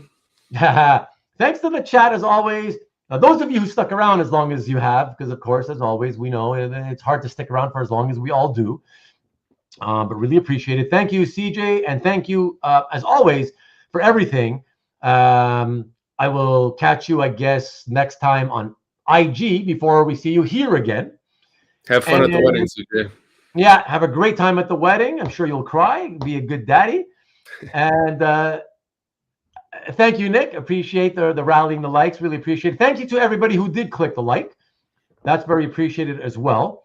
Ruben, to go long or go home. Maybe you know it, Rick. You know it. That's what we're all about here. It's what we're all about. What can we say? So I will leave you all with, yeah. Thanks for keeping Stanley's memory alive. Yeah, right. Yeah. Right? Thanks for keeping Stanley memory since he's not here anymore. Thanks for keeping him alive, Marcus. We appreciate it. Thank you, Hart. It was awesome to see you again, and not only for the whole duration, but participating as always. Really appreciate it. Good night, Hart. Really, really appreciate it. Thank you so much. And to you, Dan, appreciate it, brother. Thank you. Thank you very, very much, man. Really appreciate it. Come on, game isn't even over. Holy shit. Why isn't it over? I thought they were shellacking the Yeah, it sounds like it. I was like, what? Why? How's it not over? But anyways, thanks to all of you. Marcus, I don't have to. You know how I feel about you. Thank you so much, bro. Appreciate it. Rick, as always, same thing. All of you, thank you. All of you who are still here, thank you, thank you, thank you so much. We'll leave you for next week. You know it's happening again. Like I said, 2 more episodes of this, and then we're gonna probably go back to a regular type show and tells, with one irregular one about 3 weeks from now. I'm not gonna talk about it yet. Good show, great art, appreciate it, thank you. It was made great by your 2 contributions of Bart Sears art that you will trade me one day. Sell me, I mean, sorry. No, that you're going to keep forever. I get it. Thanks, Caesar. Thank you. Appreciate it, man. Later, brother. I appreciate it, Hart. Thank you. Yeah, so we will leave you here with as always, the thumbnail for next week. Look at that handsome devil. Oh, my God, he's kind of beautiful. Oh, and you're not so bad yourself, Jason. And you're not too bad with the Captain America shirt. Yeah, right, just joking. I was drawing Alberto. Yeah. Oh, Alberto wasn't here, and wow, everybody that we wanted to pump tonight wasn't here. Well, I don't know what the hell's happening, but yeah. So there we go. As you can see by the backdrop, it's another Sienkiewicz piece. So yes, we will be starting with Sienkiewicz next week. And yeah, it'll be a lot more fun. And next week, in all likelihood, unless I receive the piece this coming week, which I don't expect to, but if I do receive a piece in the mail, there may be another unboxing. But if not, then it'll be a quicker show because we will not waste all that time with the unboxing. And I guess that's all there is to say, everybody. Mark is telling me, give Jason a red. Okay, Nuke. Oh, that's funny. Good night, Nick. Thanks. Thanks again, Ben. Thanks again. You hung around for longer than usual tonight, Nick, or you were in and out, but whatever. Longer than usual. Appreciate it, buddy. Thank you, and have a great time in New York. And once again, thanks. And to the Canadians out there, happy Thanksgiving. Then a blue. You never quit. Thanks, Marcus. Appreciate all of you. And I guess we will check you out next week, same time and same back.